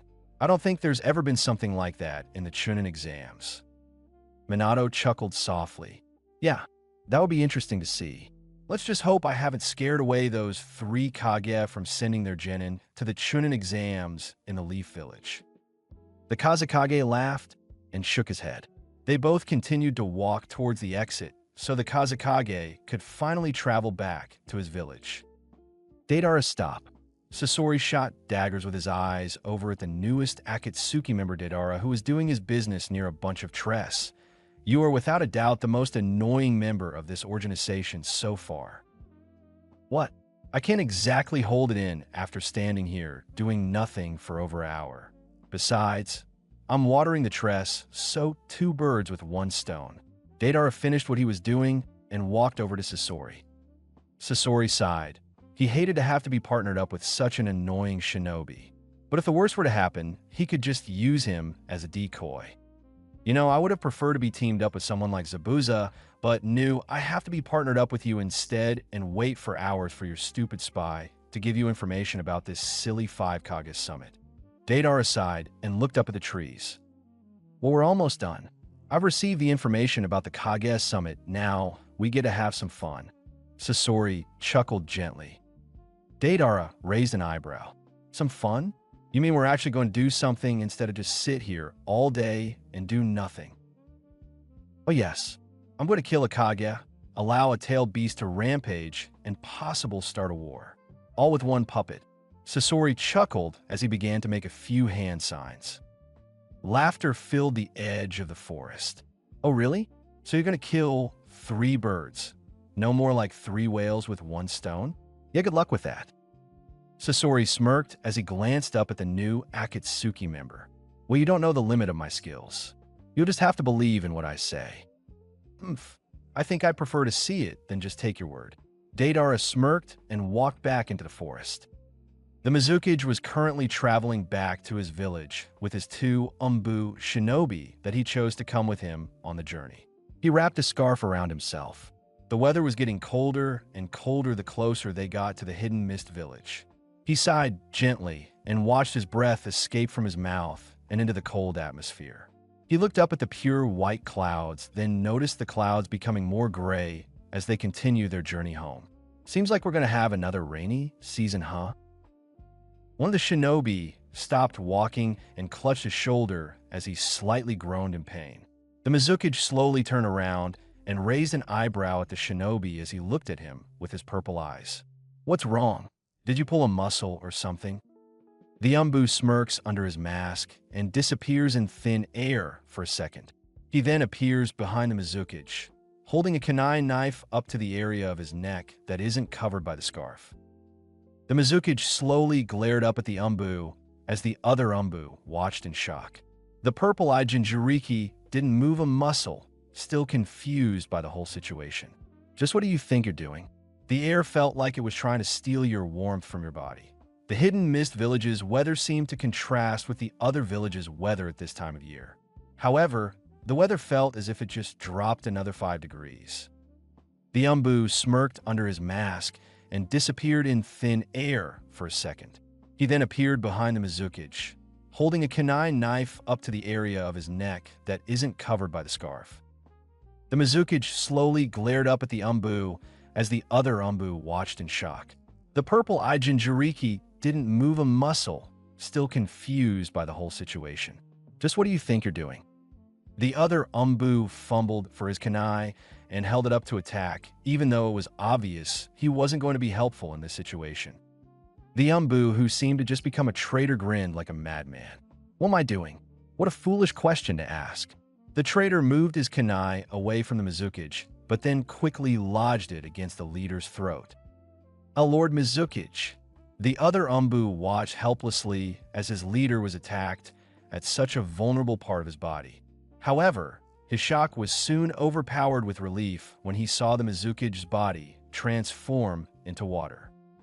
Is it really a foolish question to ask when a trusted Umbu turns against his village leader so suddenly with no reason? The Mizukage appeared behind the traitor with his arms crossed and his eyes glaring at him. The Umbu chuckled. Of course, how could I even think that the Mizukage would drop his guard even for a second, even whilst he was around his very own Umbu? He lifted his arms up into the air, letting the kunai drop down to the floor. A Jinchuriki nor a Kage can afford to let his or her guard down. As I am both, it's foolish to think, even for a second, that I would. Yagura held a shuriken between his fingers, ready to restrain this Umbu, but also ready to attack him as well. You're absolutely right. However, one day someone will break your guard no matter what. The traitor smirked before his face was covered by purple gas. The Mizukage didn't even notice the ninja set off the gas bomb. But as soon as he saw the purple substance, he knew he had to act quickly. He held his breath, not daring to inhale this unknown gas. He grabbed the other Umbu and began to sprint away from death. What happened next showed that Yagura's guard was broken by the sudden turn of events. He had closed his eyes in fear of the gas damaging his sight. This was a fault in his actions. He felt an unexpected heat creep up against his back, then he heard a deafening explosion. He took a quick guess what had just happened. The traitor had blown himself up in an attempt to kill the Mizukiage with him. Yagura ran several more yards before hurling himself onto the snow. He gasped for what he hoped was safe air. The flames on his clothes were quickly extinguished when they came into contact with the snow. He slowly looked up at the pale blue sky as his chest rises and lowered, trying to make sense on what just happened. The Umbu, who hadn't betrayed to Mizukiage, took off his mask to catch his breath as well. He lifted it just above his mouth so his face wasn't completely exposed. "El Lord Mizukiage, I am forever in department, for you have saved my life." Isn't that the whole point of Kage? To protect his people? The Mizukiage glanced over to the ninja, then looked over to where the other Umbu blew himself up. But I wasn't able to do that fully. I failed to see the meaning behind his actions, and because of that, his life has been taken. But Lord Mizukiage, no one would have thought that a well-trusted Umbu like him would turn rouge for no reason. The ninja dared to look over at the now dead ninja, regretting it instantly as the body was almost unrecognizable. It was as if he wasn't in control of his actions. It is safe to say that he had a reason, and that reason was to kill me by any means necessary. Yagura shuddered at the thought of one of his most trusted Umbu being controlled by a rivaling force. The Umbu gulped and walked over to the body slowly, half expecting there to be another explosion. You don't think that one of the other Kage could have manipulated him whilst at the summit, do you? No, they wouldn't. They wouldn't dare do something so foolish. It would start a war, and they know it would. The Mizukiage walked over to the body as well, deciding whether to carry the body back to the village or have the decency to bury the body. But we can't cross that out as not being a possibility. It may be that they want to start a war. Snow began to coat the body. A hole had formed in his stomach from the explosion. His blood stained the snow a dark red. What killed him first? The poisonous gas or the explosion? It's not ideal carrying him back to the village, as we'd be more prone to attacks. I also doubt any clues would have survived from the explosion that could help us evaluate what made him turn so suddenly. We shall bury him here. The Umbu's eyes widened in surprise. It was very rare for an Umbu to have a burial, since their bodies were often never found. This happened mostly because an Umbu would often sacrifice his life instead of allowing the possibility of an enemy learning the secrets of his or her village. After several minutes, the body was buried under the dirt and snow. The snow that was stained by blood was flipped over to try and cover the loss of innocence. The Mizukiage looked over where they had buried the ninja. "Let us go." He knew it would only make things more difficult if he allowed emotions to interfere with what just happened. There was already going to be many things to get through when we got back from the summit, and now it seems I've got a family to inform that a member of their family was killed in action. Killed in action? Did that mean that the Mizukiage believed that the Umbu was not a traitor and was not in control of his actions? The ninja walked after his leader. Could it be that what the Hokage was talking about earlier happened to one of their own ninja? What would have been worse? One of the Kage controlling the now dead Umbu, or the Akatsuki controlling him? Both of the ninja walked towards the village, leaving the body to rest in peace without ever finding out that he was only a mere puppet to a Rouge ninja who would be satisfied with this outcome, even if he had failed killing Yagura and unleashing the Three Tails. It had been several days since the 5 Kage summit, and Minato was pacing up and down his office. The next Chunin exams were just around the corner. The Hidden Mist had already made a statement that they wouldn't take part in it this time, due to security reasons.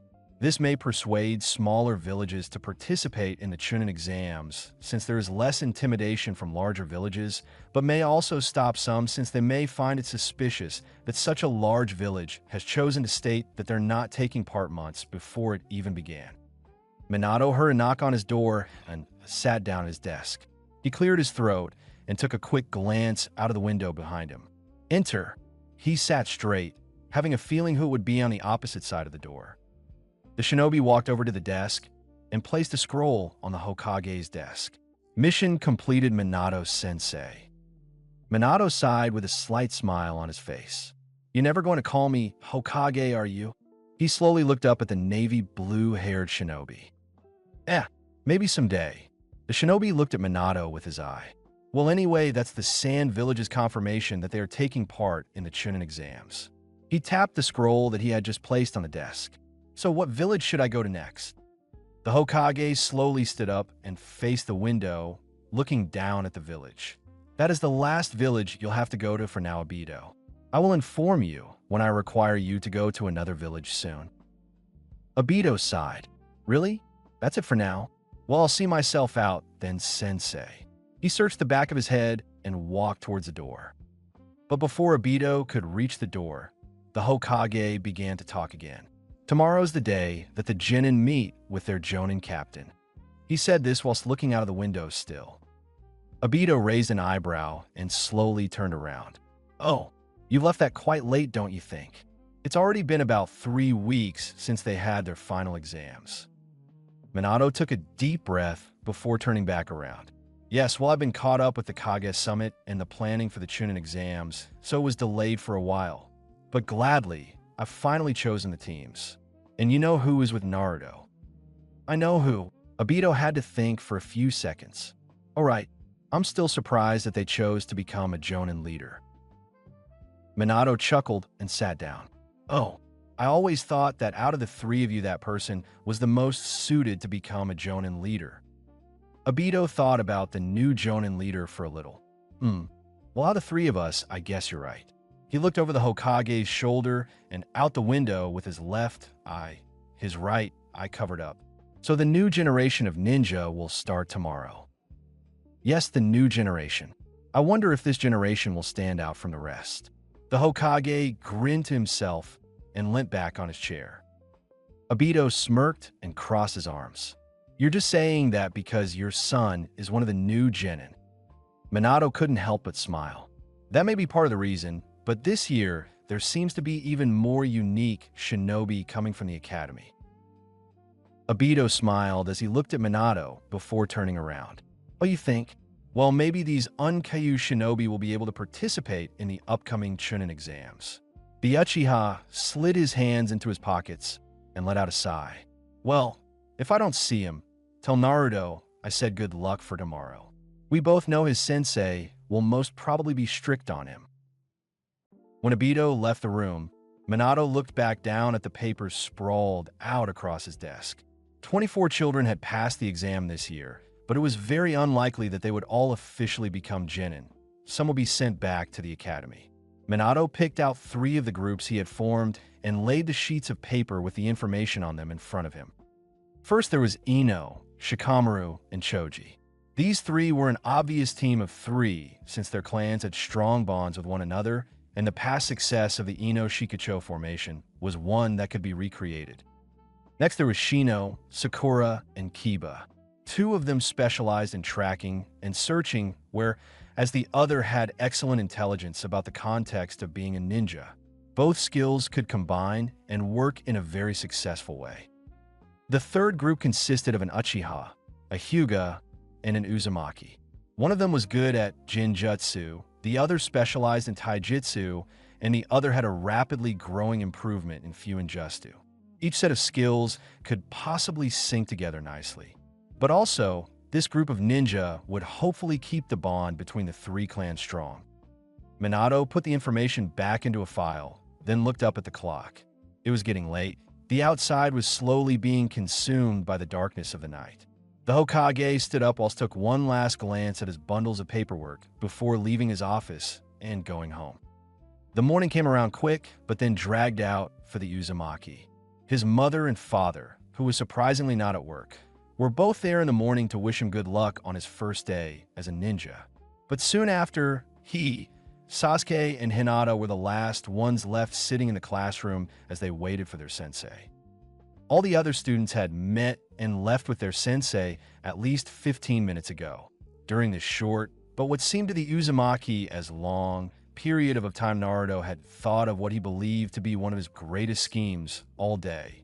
He had placed a board eraser on the top of the door in such a way that when it's opened, the eraser will hit the victim on the head. That is if someone is foolish enough to not see the eraser in the first place. Neither of the other ninja decided to stop him. Well, Sasuke couldn't care less what Naruto did, and even if Hinata wanted to object to his actions, she was much too timid. In fact, in the last 15 minutes, she had been attempting to mentally tell herself that she shouldn't faint. No, she couldn't faint today, or any other day. In fact, now that her swooning would make her reputation as a ninja become negative very quickly. Naruto heard footsteps that were becoming increasingly louder. He grinned to himself and quickly sat down, determined that his plan would work. The other two also looked over at the door. Even though they were sure Jonin would never fall for such a simplistic prank, they wanted to at least see the outcome. As the door opened, the three Genin saw the face of their Jonin leader for the first time, and also how foolish the Jonin looked for falling for Naruto's cliché prank. The Jonin hurried through the corridor where they would meet the team of Genin that the shinobi would be the leader of not God. Late on my first day. I hope this doesn't set a bad example to the Genin. The shinobi reached the door of the classroom, and the first thing that was noticed was the board marker on top of the door. Oh, and which out of the three would have done that? The shinobi smirked and made a clone that looked identical to the ninja Kakashi. The clone slid open the door, the board marker hitting the clone on the head before it had taken its first full step into the classroom. All three of the Genin watched in complete surprise as the board marker hit the head of the skilled Jonin that was supposed to be their leader. But before they could get a good look at this individual, he was submerged in smoke as the transformation jutsu wore off. Now the clone had his right eye covered up instead. Naruto gasps and pointed over at the Jonin. No way are you our Sensei Obito. There's no way you be qualified. The Uchiha folded his arms and raised an eyebrow at Naruto. You'd be lucky to have me as a sensei. Naruto was then distracted by the sudden thud next to his feet. He looked down in confusion at the board maker, then looked at the other two Genin to see their reaction. However, to the Uzumaki's surprise, the two of them were looking to the back of the classroom, and he quickly mimicked them. Sasuke Uchiha looked to the back of the classroom with slight surprise, but boredom was the dominant feeling at the moment. Well, I guess it's a good thing our sensei didn't fall for Naruto's foolish prank. Hinata Hyuga looked to the back of the classroom with slight shyness as she pushed her index fingers together. I didn't think that a transformation jutsu on top of another transformation jutsu was possible. Furthermore, our sensei was able to use it on a clone. Naruto Uzumaki looked to the back of the classroom with a puzzled look on his face to begin with before he realized the individual. Rin, are you our sensei? The Jonin nodded and looked at the three of them with her brown eyes. That's right. However, even though I'm late, you three barely put any effort into that prank. She nodded down to the board marker. And as punishment for your lack of effort, you all have to do 5 laps around the outside of the building. What? Naruto quickly went to defend his teammates. I'm the one who made the prank, so I'm the only one who should have to run around the building. The yellow-haired child glanced over to Hinata and Sasuke as he spoke. Rin Noira crossed her arms as she thought. Well, there's responsibility in the team, but there seems to be a lack of teamwork, and the actions of the other two seem to be repressed for some reason. She nodded after she had finished thinking. All right, Naruto, you will do 8 laps around the building. I expected better from someone who is acquainted with Obito. As for you two, she looked over to the Hyuga and Uchiha. You will both do 4 laps around the building for your lack of participation. The Uchiha's eyes widened in disbelief. Seriously? We're being punished for not helping Naruto with his prank. Rin nodded. That's right. From now on, you must work together as a team, and therefore will face the consequences of each other's actions together. Hang on. Naruto chimed in. Shouldn't you also have to do laps around the building as punishment for being late? He crossed his arms and grinned. The Jonin clenched her left hand into a fist, obviously not enjoying being told what to do by a Genin who created a prank with so little effort put into it. That's 10 laps for you now, Naruto. Now all 3 of you get going. I expect you to be done in the next 15 minutes. The Uzumaki watched Rin clench her fists and gulped. See crap. She's just like mom. The three genin eventually finished their punishment, luckily under the time Rin wanted them to do it in. All four of them stood in a field together. The jonin crossed her arms and looked down at her three students. Now, I could you three to tell me what your most powerful skill is and your weakest skill. I would also like you to tell me what you would like to achieve as a ninja. I'll start to give you an idea of what to say. She looked up to the clouds as she collected together her thoughts. My name is Rin. My most powerful skill, I'd say, is my medical ninjutsu, and my weakest would probably be my jinjutsu. What would I like to achieve as a ninja? Well, teach the future generation of the village to become fully skilled shinobi. And that's why I'm your sensei. She smiled sweetly at them all, then focused on Hinata. Now, ladies first. Ashu. She blushed slightly and pushed her index fingers together as it was almost a natural habit. Oh, my name is Hinata Hyuga. My most powerful skill is taijutsu, I guess, and my worst skill is most probably ninjutsu and jinjutsu and medical ninjutsu. And what I'd like to achieve as a ninja? Well, I guess I would like to obtain at least half the strength my parents have, or at least a fraction of what my cousin's strength. She slowly raised her head to look at her sensei, not sure what kind of reaction she would have as her emotions seemed to change with every passing minute. It seems that she doesn't have much abilities in her abilities. Hopefully we can work on that. Rin nodded gently. Thank you, Hinata. She turned her focus over to the Uchiha. All right, Sasuke, you're up. My name is Sasuke Uchiha. My strongest skill is taijutsu, and my weakest is most probably medical ninjutsu. As a ninja, I want to achieve greater, more powerful Sharingan than my brother, so I will no longer be looked down upon for not being as powerful as my sibling. The Uchiha didn't make eye contact once with his sensei while speaking. So, we have two ninjas that specialize in taijutsu, but in different ways due to their different clans. Their objectives also both seem to be related to their families. Rin looked down to Sasuke. Thank you, Sasuke. She raised an eyebrow as she looked over towards the next genin. Now, last and hopefully not least, Naruto. The Uzumaki adjusted the headband on his head. He grinned giddily at his teacher. My name is Naruto Uzumaki. My best skill would be in Fuinjutsu, and my weakest would probably be ninjutsu, no jinjutsu. As a ninja, I want to achieve the greatest status possible, Hokage. Then when I'm Hokage, everyone will see my skills as an individual instead of being seen as the Hokage's son, and my skills being pushed aside because of who everyone sees me as, for now at least. Rin looked down at the confident Jinchuriki. I guess it is not much of a surprise that he has the same goal that his mother and father had, even the same goal that Obito has to this day. But I doubt being skilled in Fuinjutsu will help people change their judgment of him based on his father, though. In addition, some people may fear him obtaining such a high title, such as Hokage, since he is a Jinchuriki. Nonetheless, I'll try my best to help them all become the best ninjas they possibly can and hopefully help Naruto control the Nine Tails if needed. Hello, Rin-sensei. Naruto waved a hand in front of the Jonin while she was deep in thought.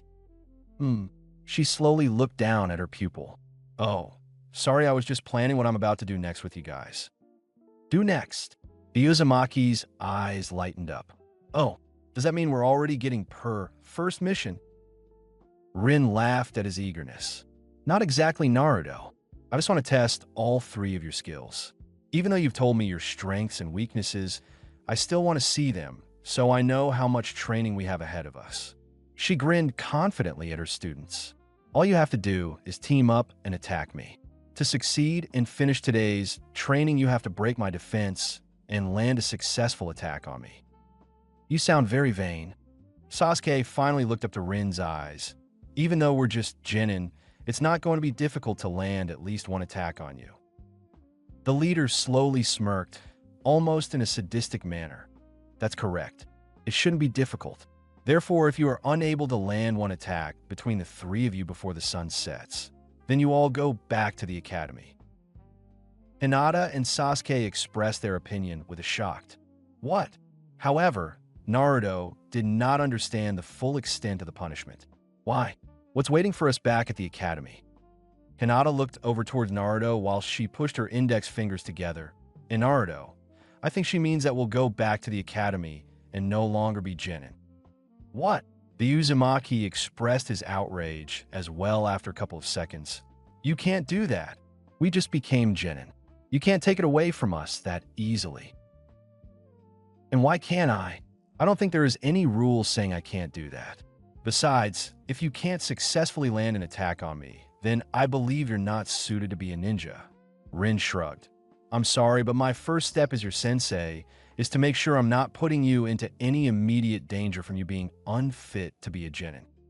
The Uzumaki looked down to the ground. So to land a successful attack, we just have to surround you with attacks. Then, you couldn't possibly defend against all of them. He smirked and hand-to-hand sign, creating 5 shadow clones.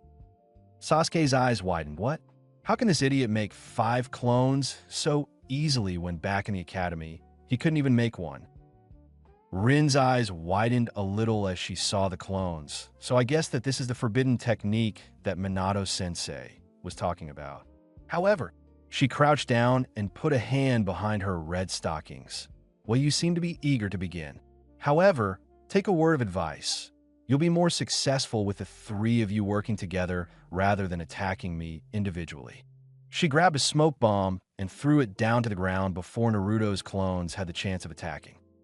The Hyuga and Uchiha jumped backwards to avoid the cloud of smoke, whereas Naruto did not react as fast and was engulfed in the gray smoke. He coughed and attempted to fan away the smoke from his face with his hand. That's such a cheap trick. Even if you classified that as a cheap trick, it still worked, Naruto. Sasuke glanced over to the fading cloud of smoke before he ran off in search for Rin, obviously ignoring her last piece of advice. By the time Naruto had escaped the cloud of gas, he saw Sasuke running off towards the trees to the right of him. He dashed off, leaving Hinata behind. As Sasuke and Naruto, the purple-haired girl watched as her 2 teammates went in search for their sensei. She sighed softly. She suggested we worked as a team. She shook her head and rushed after her. Naruto wandered around the forest, kicking a pebble as he walked. Ah, great. I've lost sight of all 3 of them. He whistled as he looked up at the trees.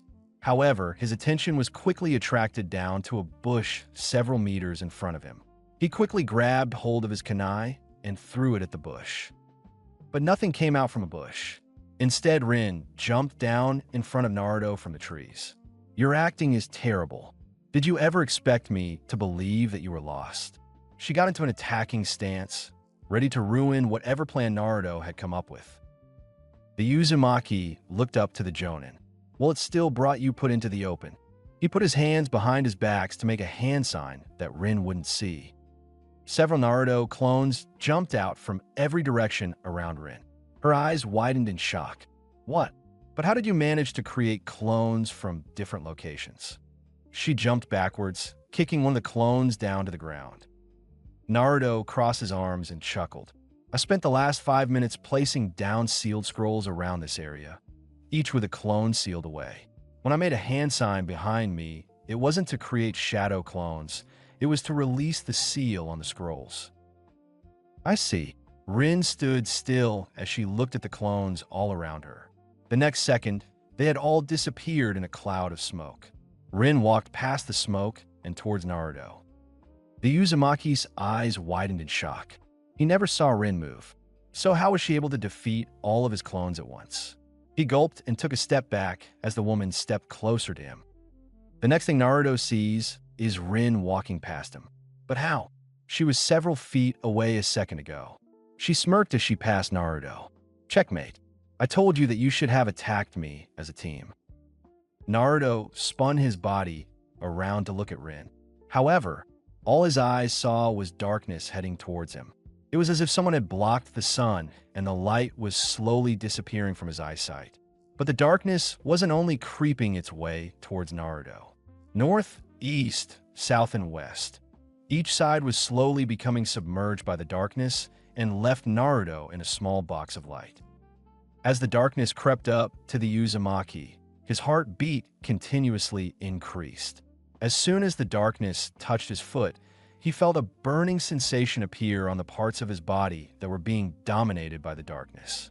He let out a scream filled with pain and fear, which was the only way he could think of defending himself against this immortal enemy. He closed his eyes in fear of what was going to happen next. He felt a human touch on his shoulder, which made him open his eyes. The darkness was gone. He looked behind him and saw the Hyuga looking slightly worried at him. "Hinata, what happened?" "You were in a Jinjutsu." Hinata had her Byakugan turned on until Naruto asked the question. "I could tell because your flow of chakra was being interrupted." She pressed her index fingers together. She was shocked when she saw the large amount of chakra flowing through his body. It was as if he was receiving chakra from another person constantly along with his own chakra. The Uzumaki's eyes widened a little. "You can see my chakra? That's awesome." He chuckled before shaking his head. "I almost forgot about our task. Thanks for helping me out of that Jinjutsu there, Hinata." He turned around, ready to dash off and hope to find Rin. Wait, Naruto-kun." The purple-haired girl's face flushed red. "Don't you think we should try and team up to attack Rin?" Naruto turned back around to look at the timid girl. "Huh? Oh, but I'm sure I can defeat her myself now that I know how she attacks." Hinata wasn't so sure. She had a feeling that their Jonin teacher was just toying with them, and she probably had only shown a fraction of her skills. "I know, but we could at least try it. I mean, it's always useful to have support just in case you need it." He couldn't deny what Hinata was saying. If it wasn't for her, he would probably still be in that Jinjutsu. "I suppose you're right. I guess it won't hurt if we try to attack her together."